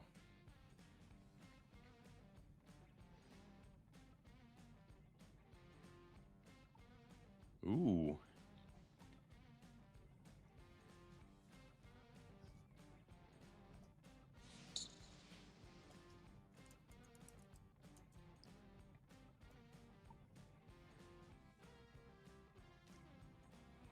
Nine Split. up high?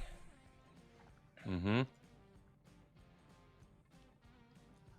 You know what's I'm curious, crazy about Lim is like yeah. she's probably dropped more points today than she did in her qualification, for the whole qualification.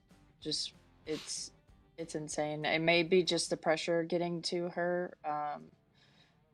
Correct me if I'm wrong, but I think this is one of the first years that I've seen her in World Cup matches. I don't know if she was in the last couple of years as well, but maybe it's just adjusting to that international pressure, because it is a big difference. I mean, I'm sure there's loads of pressure in amongst Korea and competing there, but also being on a world stage, it's different. But I wonder if it's just different pressures for her from qualification to matches, and you're starting to see a little bit of those arrows straying into the red in the last 2 ends. Oh, just before we start, I just wanted to say I was looking up here and you're spot on with her very last arrow, that 9. She dropped 1 point below what she shot in qualification round with half the amount of arrows. So pretty crazy with the pressure that match play puts on athletes.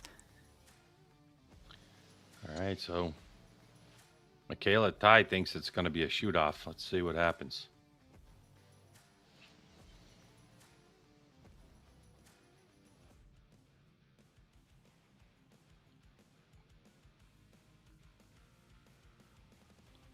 So 10-9. The winner of this going to shoot for gold. The loser moves to the bronze medal match. A little bit of movement from the bow that we haven't seen. Ooh. Not sure if that It's caught the awful 10 close. line. Looks like it's a little bit high in the 9. But my eyes are old. I think it's out. I haven't even broken the glasses out yet, have I? Bernardo. There we go. Not There yet. she is. Not yet. Not quite yet.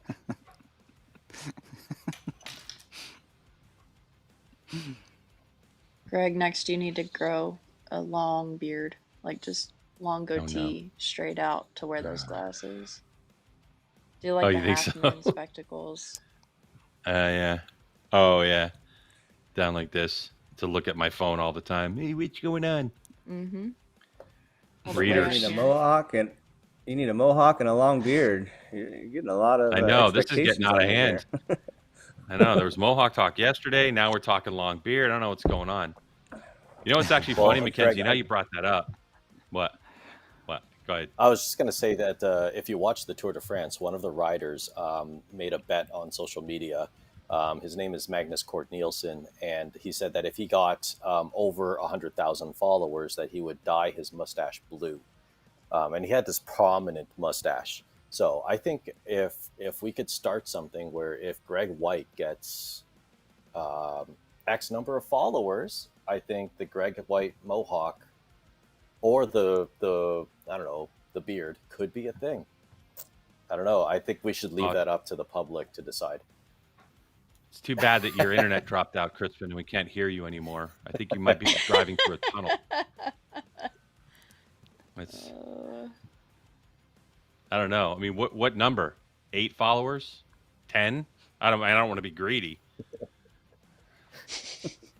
It depends on how much you have right now. The one thing I can tell you doing the job I have, no one cares about following commentators. Only athletes make the difference, and I'm good with that. All right, so it's all tied up 4-4. And we have 9-10 for Lim.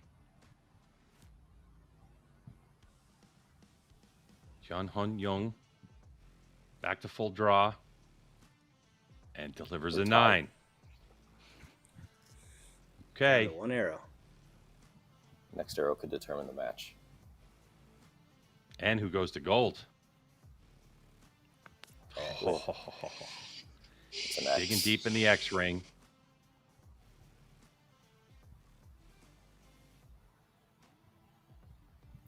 A 10 here, and we go to a shoot-off. Oh, and it's an 8. All right. Well, still shooting for a medal. As John will go to bronze, Lim advances to the gold medal match.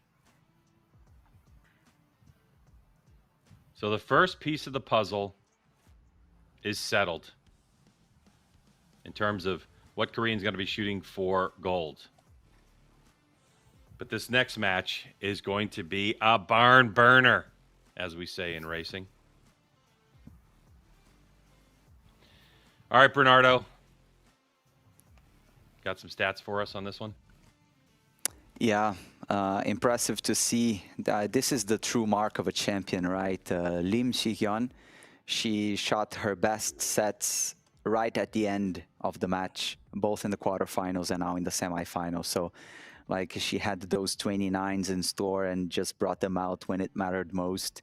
It seemed that it was pretty much done and dusted. Jeon Hun Young seemed to have the momentum, but right there in the end, Lim Si-hyun, she just brought out those 29s, put the pressure on her teammate, and she walks away with a win. And now as we turn our attention to the other semifinal, this is also a repeat of Shanghai Stage 1 this year, World Cup Stage 1, where Nam Soo-hyun and Lisa Barbelon, they met in the second round, and then it went to Nam Soo-hyun's way. So they have that on their minds as well. Lisa, we want to pay back for that in front of her home crowd. Then, man, I'd be dying to listen to the audio of the venue because it's going to be crazy. And of course, the other thing that we talked about too, and we've talked about this over the course of this watch along and the time that we've had, is the emotional swing that Lisa Barbelon has gone through by just advancing to this point. And did that take some of that energy away? I want to see Crispin and Mackenzie back in Olay. I know what it means. Probably Olympics is what they're saying. Back in the big games, yeah. Crispin, you're working towards it. Like, are you still in it? You still in it to win it, or are you retired? I don't want to say I'm retired. I still love shooting. We'll see what the next 4 years brings, but I'm not officially part of the national team, like the national training parts as well. So it's not something that I'm like professionally doing, but if the time comes and the opportunity presents itself, I am definitely going to give it a good try.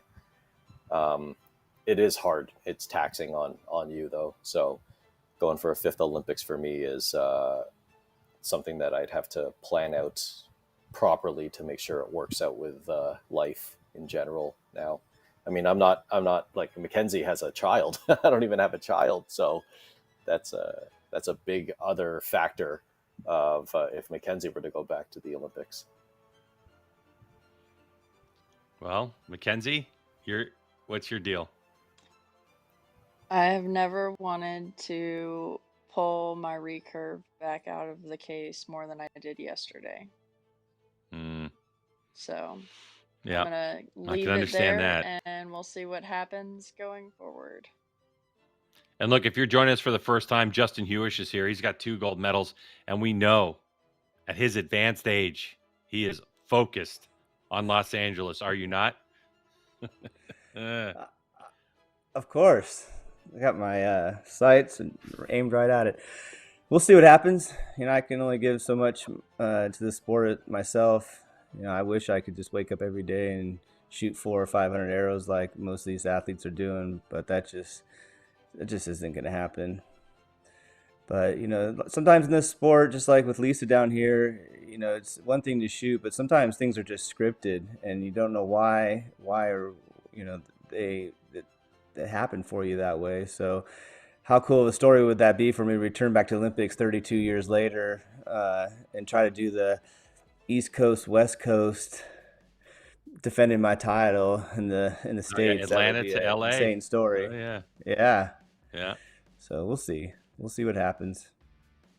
Well, you know, and it's really a good point to make too, though. Life goes on, you know, with jobs, with families.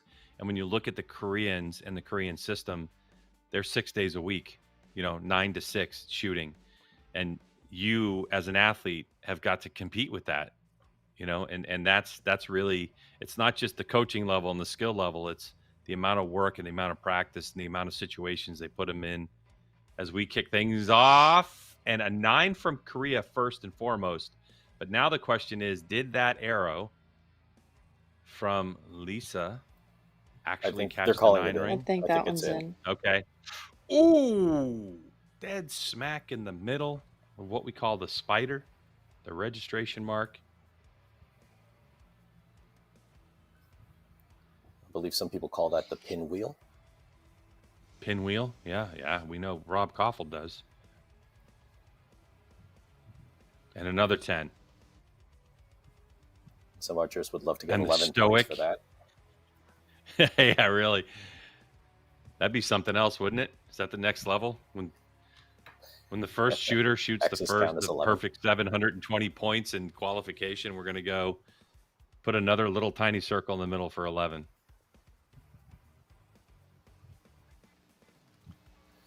So it looks like unofficially it's 29 to 27 in favor of Nam. Yeah, so that'll be a 2 set point advantage. Mm-hmm. The crowd's just going to get louder.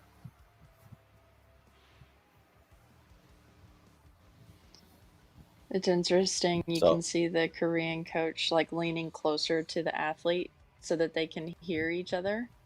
It may be because the Korean athlete is quiet when she speaks, but also you may be having to actually raise your voice to talk to somebody who's only a couple of feet away from you, which is insane. That's awesome. That's something that I definitely missed out on in Tokyo. I think that would have been fantastic. Obviously circumstances didn't work out that way, but it's got to be insane in that venue right now. Yeah, I mean, I don't think there's an athlete that has participated in these games in archery that has ever shot in grandstands as large and as full. So it's a unique opportunity. You know, if you watch American football, the National Football League, you know, those teams, when they go into hostile stadiums that are loud, they already have hand signals and everything drawn as, wow, Korea. So for Nam shooting a 7-8 liner, it's going to be upgraded to an 8 currently. They're calling it an 8, yeah, but it's very far out. She comes back. That's a good recovery.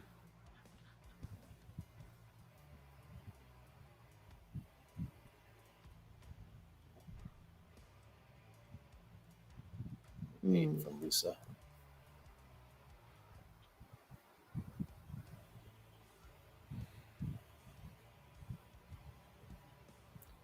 That's all was needed was just that 9 Oh. to get those 2 set points.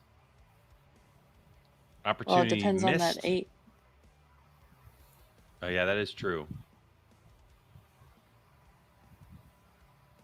Yeah, if that 8 gets downgraded, we're tied. Yeah, the arrow looked like it was on the line. The scoring people down on the field definitely have a really good system that can measure it much more accurately than we can see it on a stream. So the fact that they've said that it was an 8 probably means that it was by measurement and the lasers that they used to measure that it was in. So I think that this is the way the score is going to stay. I'm just waiting for confirmation before I confirm. Yeah, probably, because at the end of the day, ultimately, no matter what the Yep. system says, it's up to the eyes of the official that make the official call. Yeah. And also that's can it, confirm there are no 29. drums in the crowd with the cheerleaders.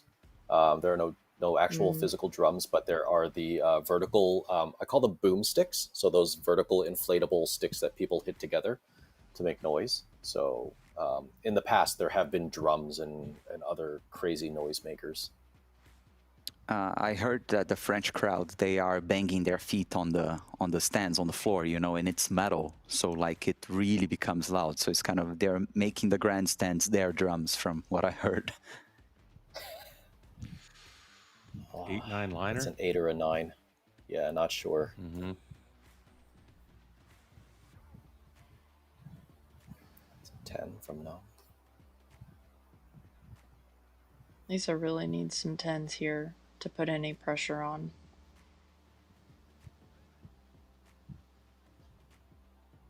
And a low 9. And just, you know, this is not the end of the road. This is to shoot for gold or for bronze. Hoo-hoo. 2 10s in a row from Nam Shihyun.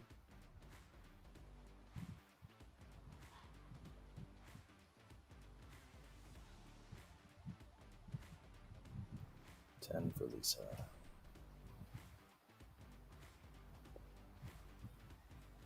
Eight to win. Got that 9. So the 19-year-old moves on to a gold medal match. And that also opens the door for the possibility of Korea going podium sweep, medal sweep here at the women's individual finals. So for Lisa Berbalam, she goes on to the bronze medal match, where this crowd still, a medal for France would be incredible. Place would go bonkers. Well, before we move on to statistics, and a lot of people who are watching archery for the first time often have the question, how far is the target? Now, we talk about 70 meters. How far is 70 meters? There's a lot of different reference points of how far 70 meters is away. If you're from the United States, you could say, look, it's just a little bit longer than 3/4 of a football field, American football, right? 77 yards, 70 meters. But I think we have a video from one of the people that works with us on the watch along. Do we have that chance to queue up that video and let everybody know? Asks how far away the archers shoot and how far away the target is. So I'm going to show you guys. Are we ready?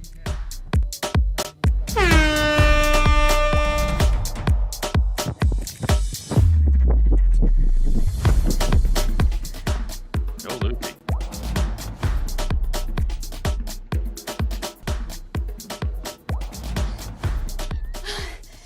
Seconds and 0.43.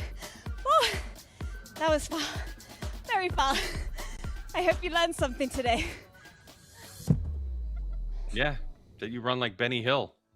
That's actually interesting. So we were talking about it yesterday, and I looked up like how far does, or how long does it take the average person to run 100 meters, and then I backed that down to 70 meters.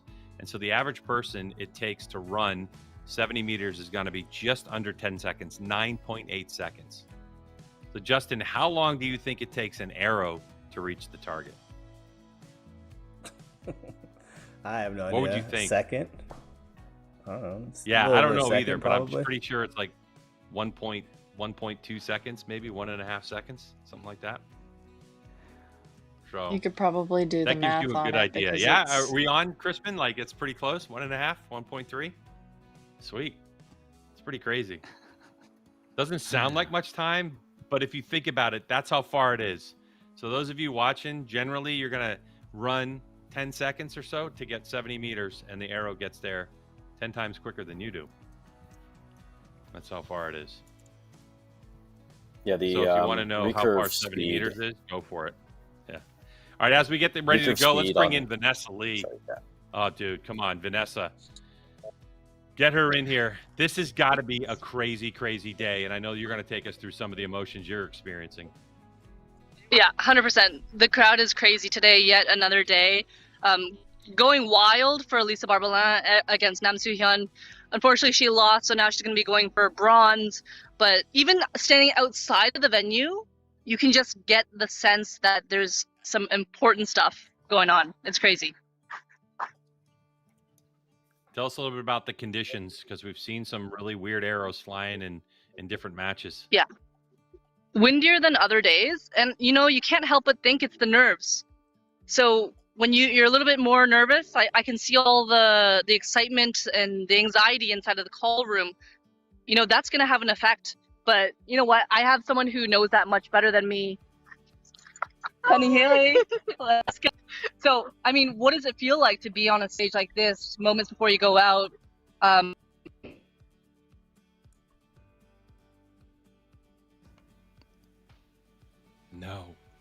No, Jose, this is so. bandwidth. We just get Penny The Healy bandwidth can't handle. on our watch along. Can't handle both Vanessa Oh. and Penny. That's too much. It's crowd interference. They're screaming too loud. Yeah, probably. I mean, you would have to think as the athletes come onto the field to play, I'm sure that there's a lot of people on their phone shooting video, sending messages to their friends. What an experience it would be to just be in the crowd and enjoy this. So for Lisa Brevelon from France, shooting for bronze.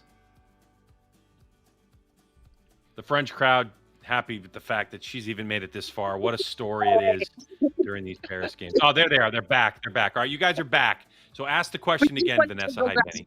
Sorry. It's okay. I mean, the excitement of the internet. So let's talk a little bit about, Penny, the experience about being on this big stage like this. I think it's great, like, having the experience. Like, for example, it's not going to be my first games. I'm sure there's many more for me to come, as well as most of the archers here, like Lisa. She's got tons of experience with Olympic Games, and, like, she's definitely got more in the pot for herself, as well as Lim, all the Koreans. But, it's really nice, like, environment. There's tons of people cheering. It really gets your nerves going. And what about you experiencing the games in general? Have you had a chance to just get out there and see any other sports, or just experience different parts of the games and everything that they have to offer? I think definitely now that I'm out of the competition, I'm going to go along and see a lot of the other sports. I have been around Paris now, but yeah, it's like great. Just being in the Olympic environment is just amazing. And seeing all these different sports, like I met Andy Murray the other day, Tom Daly, which is just amazing. They got to meet Penny Healy. They're probably on a live watch along going, damn, I met Penny Healy. No, and I'm sure, Vanessa, you're going to be all selfied out. You're going to take a selfie with her too. All right, listen, the match is starting, but I want to know, gold medal match. Who's your prediction for gold medal? I'm going to say Lim's going to win it, but also she has a lot of pressure at the moment, so it might be Nam. So we'll see what's going to happen. That's not a prediction. That's a bailout. I think one or two of them are going to win. Vanessa, you're on the spot. There's no one who comes into the call room with the confidence and energy like Lim Shihyun. That's from day one. So she's going to do it. That's a prediction. Hey, we're watching arrows fly. The third arrow or second arrow of this match is done, and it's 19 points apiece as we get into this first set. So we're going to let you guys go and get back to this. Thanks for joining us. Penny, appreciate Thank your you. time. Thank you All for right, having cheers. me. Bye, guys. Oh, 8 wide. Yikes. Okay. Lisa has to Oh take my gosh. advantage We here. go up 2 set points to 0. Gold is good. Yep. Oh, ho, ho. Okay. 27-28. Add into France. I think Lisa I looks mean, more can you- dialed in now. Like she's still having fun, but yeah. she's a little bit more chilled out. I think she was a little bit hyped up in that semifinals match, and I think now you could see her before when the match started and they were waiting to get up on the line. She was bouncing a little bit, probably getting out a little bit of energy. But I think just in her face and everything, it seems like she's a little bit more dialed in, and that's what you can see on the target too. What's incredible to me is the noise of this crowd, what it must be, and that you cannot practice for this. So if you think about Lisa, what she's going through right now is something that she's never been through before. And so as an athlete, she's learning how to deal and cope in this situation. And a good start with a big smile on her face after a 2 set point to 0 lead. Here we go. Second set.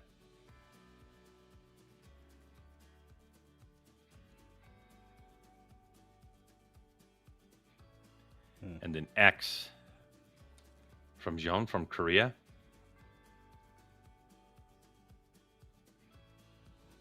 Brebelon outright with a 9.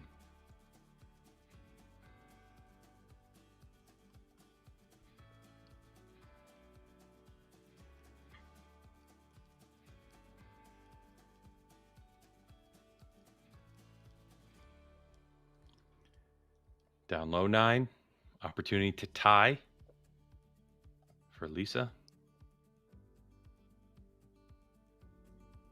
Just left and low in the 9 ring. A 10 here, and we go 2 set points apiece.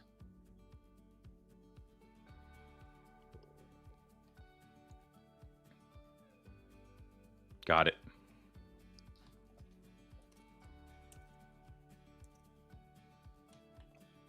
These are those moments, Justin, where I was thinking, yeah, wish we had audio because we could hear what the reaction would be from the crowd. Because you would think that an educated archery crowd wouldn't want to bring their archer through an emotional swing, if they knew the score. But with a crowd that just bought a ticket, maybe, their first time watching archery or second day watching archery, you might have that big groan, from the French fans as that last arrow was shot.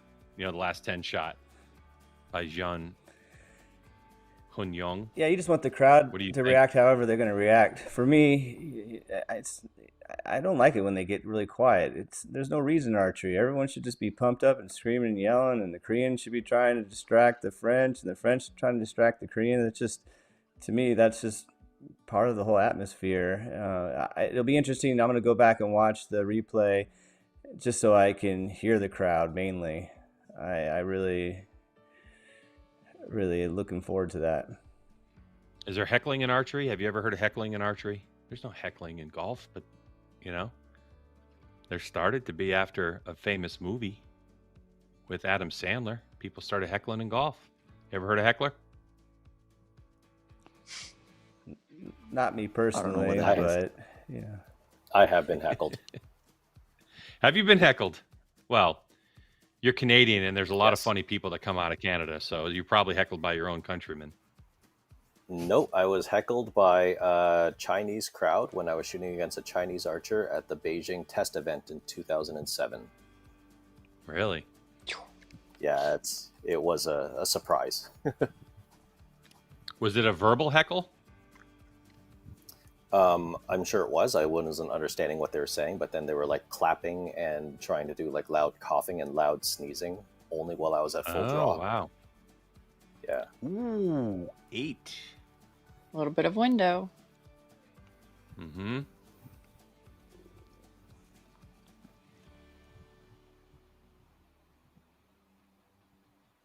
Oh, no. Same Oh, that's direction. 8 or a 9. I Yeah. can't tell. That's a starred arrow.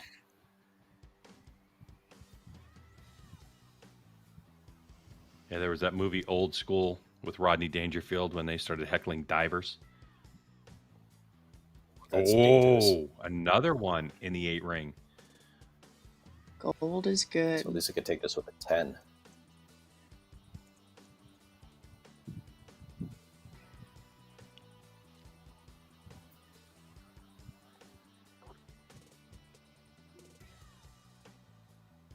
Oh, She bingo. capitalizes. And when she has that one of those good ends, she comes off with this stride of confidence. You can just see. Mm.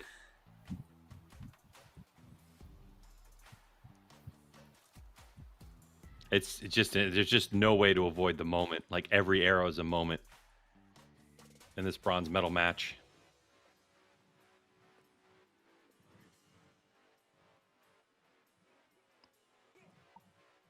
Oh, interesting trend that I'm seeing here, and it's playing a role and making a difference right now in this match. Is like if we just look at the raw scores and arrow average, John Hun-young from Korea, she is doing better than Lisa Babylon if we look at all the matches so far in this competition.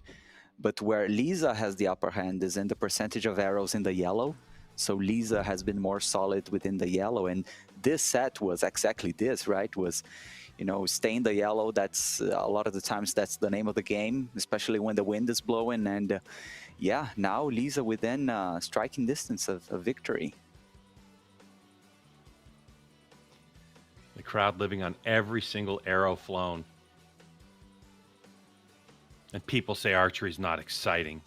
You don't know what you're talking about.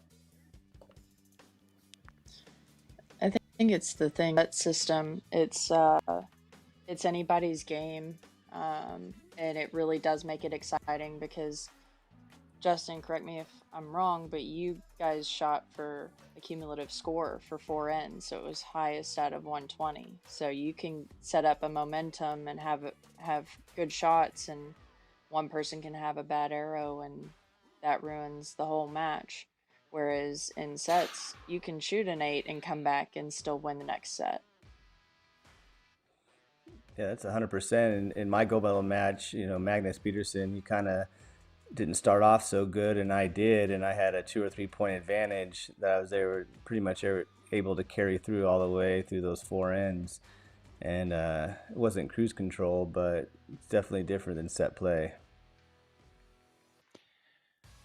So for Bourboulon, she had an opportunity there really with a 9 from Korea out of the gate and went right 8. Now trailing by 2 points. Chances are we're going to go to 4-4 split in these set points. Yep, definitely are now after that right side X. Ooh, we got a little grin out of Gion, huh? Nice.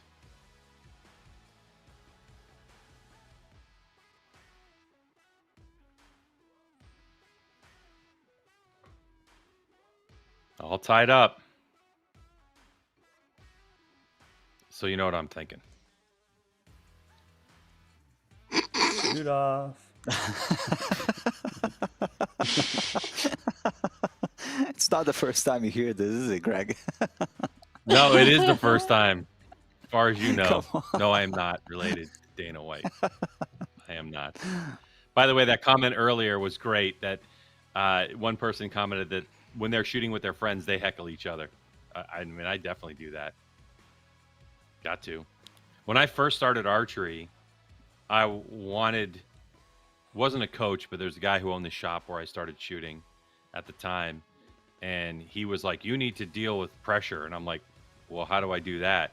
And so he used to stand behind me when I was at full draw with an arrow and flick the back of my ear and then whack the back of my head.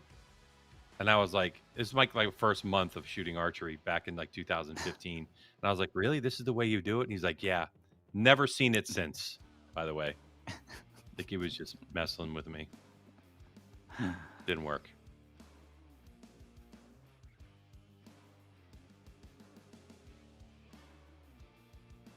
All tied up 4-4. Into our 5th set. It's only a couple outcomes here, folks. Either someone's going to win it outright and they're going to win a bronze medal, or we're going to go split set points and tie. And then we're going to a shoot off.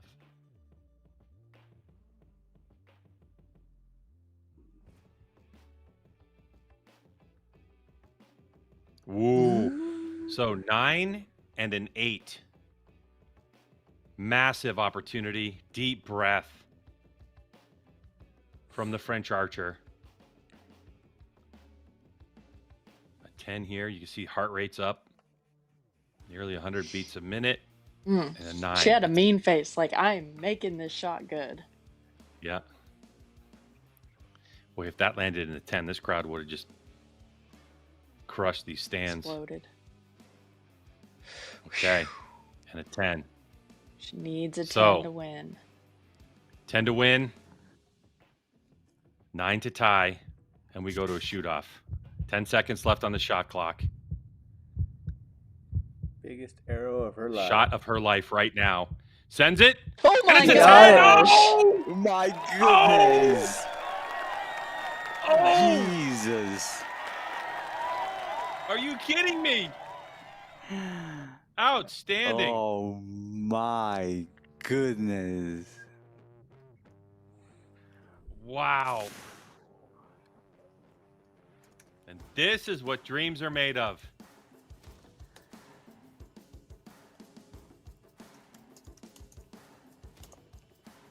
See, if we had the crowd noise right now, by the way, as a professional commentator, which, you know, I would just let the crowd tell the story.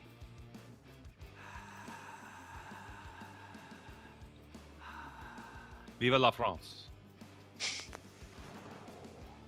And Man, she puts a stop to the Korean sweep, the potential Korean sweep of medals. Period. They've won it all. Won gold, you know, across the board. They're going to win gold here in the women's individual. But in terms of going all 3 positions,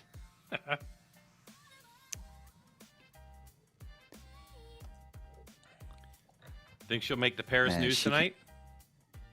Oh, yeah, for sure. Oh, yeah. she can hardly breathe, man. Wow.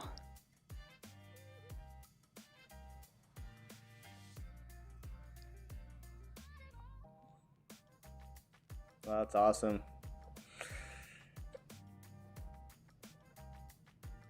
What do you think? I mean, Justin, you've been here. You won a gold medal. It's bronze for her. It doesn't matter, though. You won a medal in front of your home crowd in the United States of America. She just wins bronze in France. Like, how big is this moment? Oh, it's huge. It's especially in Europe, you know, where any medal is you're put on a pedestal. But winning the bronze medal, in this case, every time she looks at it, it's going to look gold to her. I mean, she definitely won this thing, and there's just no doubts about it. And I don't think very many people were thinking that she could pull it off, and she did. So they're going to overlook the gold and the silver when they do the medal ceremonies right now. The French, it's going to be like she's the winner, no matter what happens here. Incredible.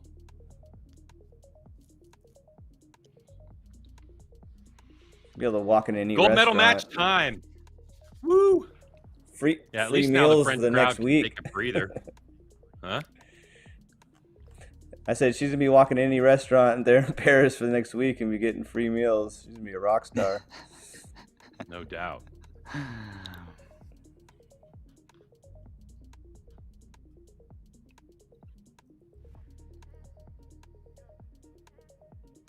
Oh, and it says too in her profile that her place of residence is Paris. So, you know, it's not like she's going to Nîmes or something hours and hours and hours away. She's living right there. Good for her. The showdown. Kind of what we expected, I guess you could say. You know, Korea's the powerhouse in Olympic recurve archery. Gold medals across the board in every event so far in these games. Our last match of women's individual, Paris 2024. Justin Hewish, Mackenzie Brown, Crispin Duenas, top left part of your screen. Bernardo Oliveira, I'm Greg White. This is Paris.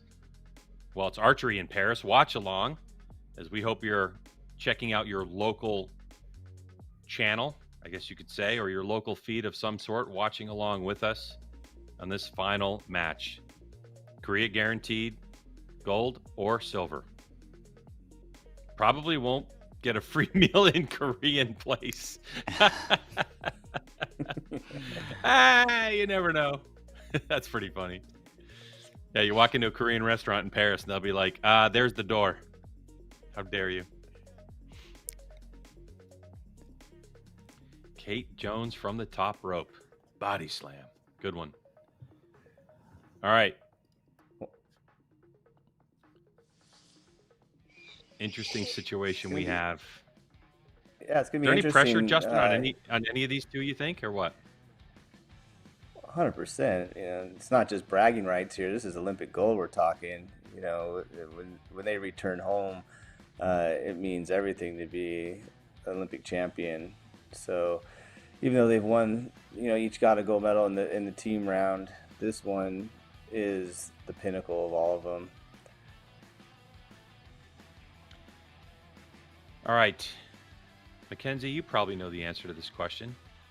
So here we have Korean archers who we have seen to this point all in white jerseys, except now we have one in a blue jersey and one in a white jersey. Why is that?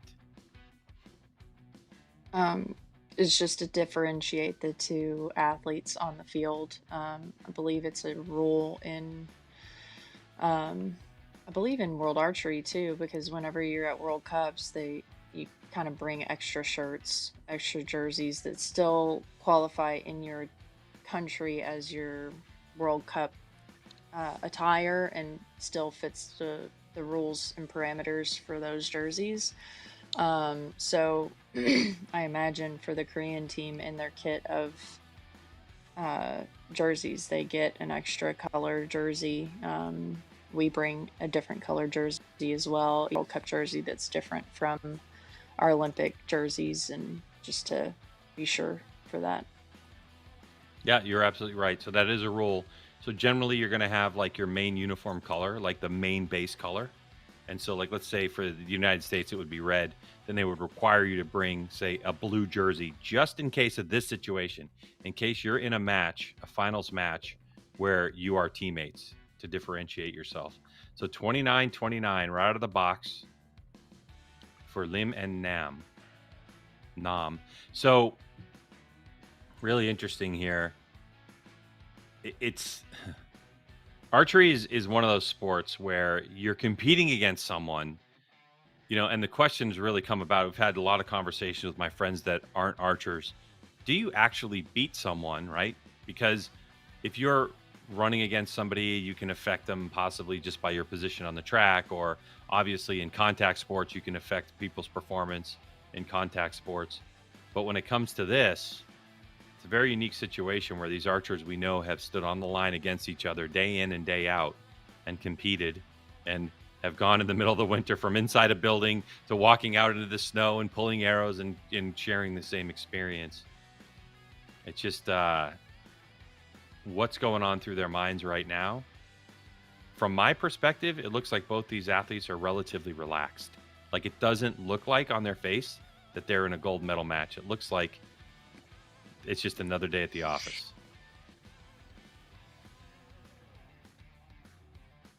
Which to them, it could feel that way. It could feel like, okay, we're still, as teammates, you size each other up. You know where you stand essentially in the quote unquote pecking order. You know who's historically been the better archer, and you also watch the other matches. It's not like, in the staging area, they've got the the screen up, so you know exact scores are. You could say, okay, she's not shooting good today, or she's on fire today, and you kind of know where that comes from. Like you get that idea in your head, but it's still just, it's because it sets, it's so unpredictable. You can go out and like Nam just shot a 7. It doesn't matter, you know. And the next end, she could come back and shoot and go 3-3, and then bring it around and win the match. It's really so unpredictable because of the set system, versus like what Justin and I were talking about a little bit earlier with straight score. It's a little bit harder, I think, in straight score, but it's also hard to be super consistent through sets, because you have to be shooting 29s, 30s, maybe some 28s to really be confident of taking away as a win. Yeah. Nathan, you bring up a good point, a comment. I get higher scores when I don't pay attention to other people's scores. And yeah, I think a lot of shooters are like that. But when you're on this big stage, there's no choice. You have the crowd, you have, scoreboards, you have the announcer saying stuff. And so I would imagine it'd be pretty difficult. I think earplugs are illegal. One thing I do want to point out, though, about these two archers, we talk about, obviously, we talk about Lim and the fact that she broke the Olympic record and world record and all that kind of stuff. But for Nam, she actually shot above the Olympic record as well. It's just overshadowed with the fact that she didn't shoot as many points as her teammate. And so the level of qualifying number 1 and number 2, that's what we're looking at. We're looking at the two best archers that have really performed for the entire week plus here at the games. I didn't mean to steal your stat, Bernardo, if that was one you had in your back pocket. No, but funnily enough, Nam Soo-hyung, she is the class of the field in the matches so far. She's doing better than Lim Shi-hyun. And that was something that I had in my mind as well. It's crazy, right? Imagine you break the Olympic record, but then it just turns out that somebody else does it by more points and then, overshadows your achievement, which is like mega already. But that's Korea. Good point. That's Korea. That one dropped maybe in the 9 ring, but enough to go 5. It should be 5 set points to 1. First person to 6 wins. So is this going to be a storybook day for Lim Shi-hyun? A storybook week? For real. Yeah. Looking at potentially the last 3 arrows of the 2024 games for these two athletes. Judges having a look. It's kind of irrelevant, but hey, look, we keep track of all these stats. How many 10s are shot? How many 9s, and so on. Yeah, it just seems like we're going through the motions here. Yeah, Lim's got 29, 29, 30. She's like saving the best for the gold medal match. It's going to be a tall order for Nam to turn this one around. You know, something that caught my attention here is like, because it's Korea versus Korea, then Nam, she is with another coach that I hadn't seen before, a woman, and I wonder if this is affecting her somehow, because like all the other matches, she was with the other guy who is like, I believe, the main coach of the women's side of the Korean squad. And then I just wonder if like, for the most important match, the gold medal final, you're actually being coached by somebody else. I don't know whether that might be affecting her, but just caught my attention.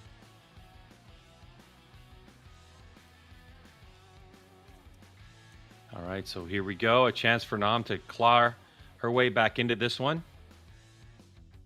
It's a good start. Good start. Jinx, buy me a Coke. The answer. Nam has to win this set outright to stay in the match.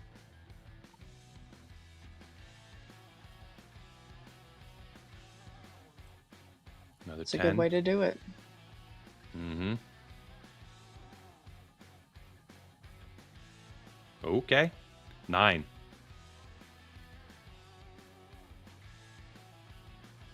Here's our chance to stay 10 in guarantees.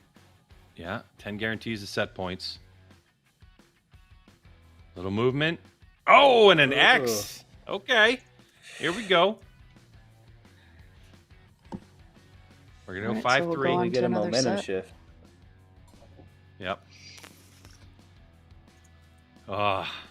You look at that 1-9 and you go, what was that? 3 millimeters? That was 3 millimeters away from locking down a gold medal. Yeah. Shrug the shoulders. Take a deep breath.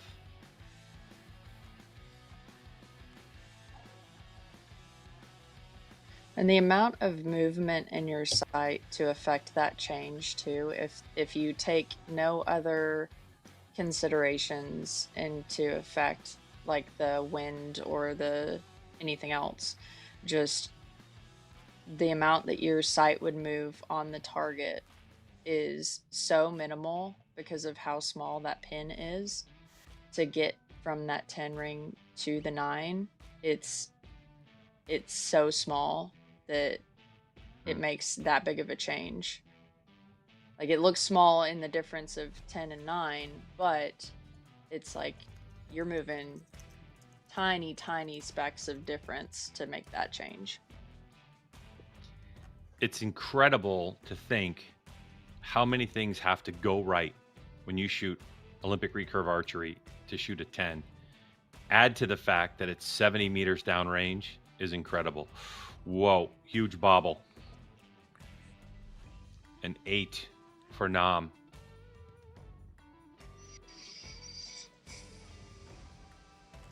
Oh, and a 10 for Lim Shihyong. Trying to win this gold medal. 7-3. Recovery from Nam with a 10.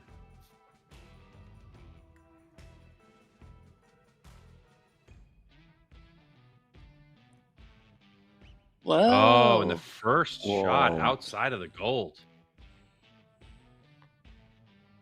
She needs 10. So we're tied up at 18 apiece. Whoa. Oh, no. Man. And it goes wide right. So now it's anything in the gold. 4 gold. 8 to win. Got a 10 and the gold medal for Lim Shihyong from Korea. And our fake crowd goes ballistic.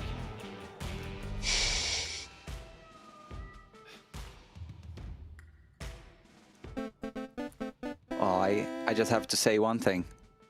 This is the best average we've seen in any match of all the, 32 matches of the women's side. So literally the best performance, shooting for gold right there in the end.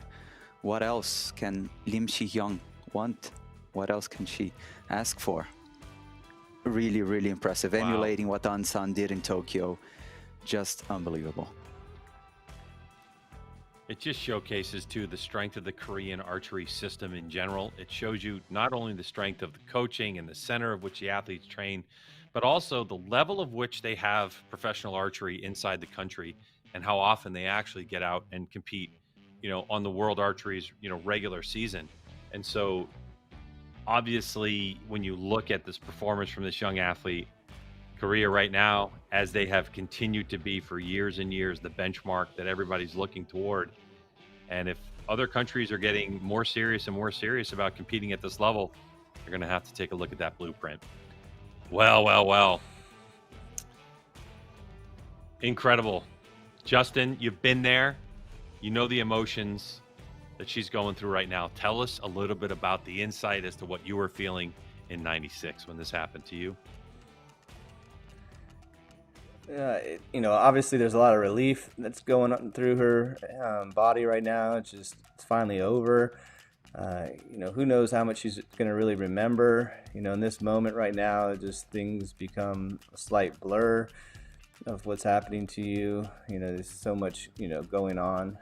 And, happy for an athlete. It just sucks there's only one person that actually gets to go through this out of all these athletes that shoot in the Olympics, because it's such a great experience, and unfortunately only one get that feeling. So, it's nothing that we all we all expected to see this kind of performance from Lim. It was kind of low hanging fruit, but in my case, I wasn't one of the favorites at all. I kind of was not a dark horse, but I kind of slid right through there, and it was a little bit different for me. But she's on top of the podium, got that gold. Got that gold. And good comment about the fact that I thought it was a big loss for them when Ansan could not make the team, but I was wrong. And the thing about this system that's so interesting is that they're in the Korean system. There's just no favorites played. I think the selection for the United States is very similar. It's about performance, points earned. It's a very complicated system on how you determine who the team is. I'm not going to get into all that, but that is the one thing that we see. And you look at Lim Shi-yeon and you think to yourself, wow, 21 years old, we're going to see so much more from her for the next 20 plus years. But that's not always the way the Korean system works. It's worked based on performance, not on the fact that you won a gold medal. So the work is going to continue.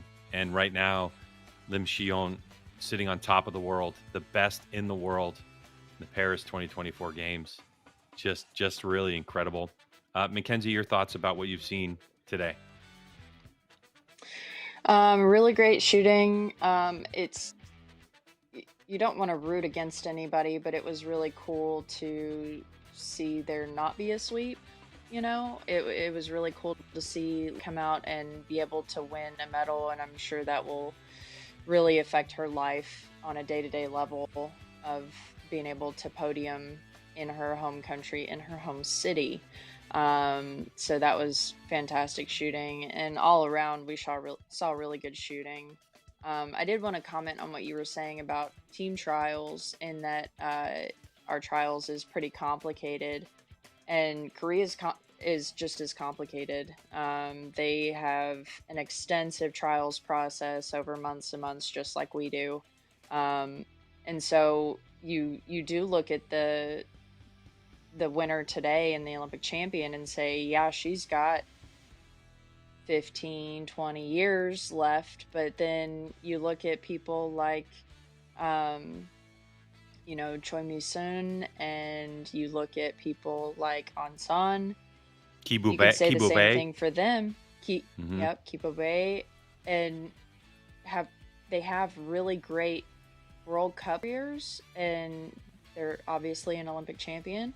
But because there is so much depth in their country of archers, it's hard to stay right there, because you have to be dang near perfect to stay on the top all the time. And it is unbelievably difficult on your life and the strain of your life of everyday shooting.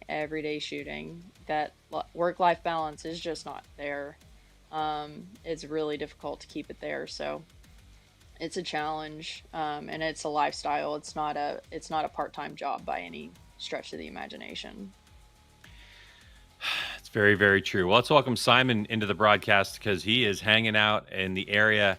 Simon, I mean, you got to let us in on how electric that was. I mean, because the 30th seed in qualification from France earns a bronze medal, and of course, Korea's domination. Tell us how it was from your perspective. Talk about holding your nerve, eh? Lisa did an amazing job of holding a nerve with she rode the wave of the crowd support. I'm sure that really helped. But in the end, she was the one who had to stay the course and hold her nerve, and she did a beautiful job. You got to feel sorry, though, for the girl from Malaysia. She beat in the previous match, shooting a 5 on her last arrow. So close. That'll be something that haunts her for the rest of her life, I bet you. And then the Koreans, Lim, 3 gold medals and a world record this week. Not a bad job. Can't really ask much more of her, can you? Yeah, that's the Australian way to say it. Not a bad job, 100%. Not a bad So job. let's get back to Lisa for a second, because I mean, how many arrows do you think you've shot in your career, Simon? Like literally tens of thousands of arrows. And is there Yeah, one arrow that you've shot that you remember more than any other arrow? Because in this particular case, when you go to a shoot off and you shot a 10-9 liner for a 10, that will be the arrow she probably remembers the rest of her life, at least from this moment forward. Have you had an arrow like that has just been so predominant? yeah. For the wrong reason, almost. My last arrow in Sydney was an 8. It was the only arrow I put out of the gold. And I shot that arrow, and I had that moment of thinking, bloody 8, and then realised it didn't make any difference anyway. Yeah, I think we've all had those. Well, let's look forward to Yeah. tomorrow. What do you think about what we've seen today, the crowd that we were able to bring in on this Saturday, and now we go to the men's individual matches tomorrow? Yeah, it's hard to not think it'll be another Korean victory, but maybe not as certain as this one. I mean, we all in the podcast this morning, we shared what we predicted for today, and we all agreed that we thought Lim just. Tomorrow, yeah, I don't know. It's almost like spin the dice a bit on that one. I don't know. I tend to agree with you. I think it's more wide open tomorrow. Definitely. Yeah. Well, Simon, thanks for joining us. We appreciate it. Just before I go, I'll just say that the conditions were great. A bit cooler, not as windy. I hope it's the same tomorrow because it makes for some really A-class shooting. Yeah, we're looking forward to tomorrow. We can't wait to see it as well tomorrow morning. Thanks so much for joining us, man. Enjoy the rest of your day, and we'll catch up with you tomorrow. Cool. Look forward to it. All right. Later, Simon. And back to us, Crispin. I know that you were looking down at your phone. What were you getting information-wise from your friends that were there at the venue? You got an update for us from that perspective? I think it might have been louder during the French match, obviously. But it was actually really cool to hear the audio after the last arrow was shot in the bronze medal match. All you could hear throughout the crowds was Lisa, Lisa. So that's huge. Didn't really get much information during the Korea versus Korea match in the gold medal. But like Simon said, Simon says that the the wind in there, or the conditions were perfect. I think that's reflected in Lim's score with only dropping 5 points out of 15 arrows. That's huge. That'll win a set play. That'll win a match play on the recurve side. It's amazing shooting that we saw on the field today. So, the crowds were just something to be proud of for the French people. Yeah, it's amazing. Bernardo, any last thoughts before we get out of here? Yeah, I just repeating what one of the comments said, that it's just really mind-blowing to think that in Tokyo they had An-san break the world record, be #1 seed, and then win all the 3 gold medals that she could win. And then you'd think that any country, this would be like, a once in a generation thing, a once in 100 years kind of feat. But the next Olympic Games, someone else from the same country comes and repeats the feat, actually with an added extra of breaking also the world record. So it's Korea, they keep on surprising us, they keep on shocking us. It's really impressive, but just really, really happy for Lisa. That was so beautiful to watch. And what a remarkable day we had today. I also think, just like Simon, not going to be as easy for Korea tomorrow, and I'm definitely looking forward to it. And make sure you join us tomorrow. We'll be back for those men's individual matches in our final day of coverage from the Paris 2024 Games. My thanks to Mackenzie Brown for joining us and the outstanding insight. Certainly appreciate you being here. And congratulations on the new job and obviously life moving forward. And we'll see if you pick up that Olympic recurve bow again. For Crispin and Justin and Bernardo, we're going to be back tomorrow and with Lucy O'Sullivan. And maybe we'll run that video of her running up and down the field again, just to get her reaction to it one more time. But thanks everyone for joining. We really appreciate all of your comments and your participation in our watch party. And we will see you tomorrow for our final day of coverage, men's individual.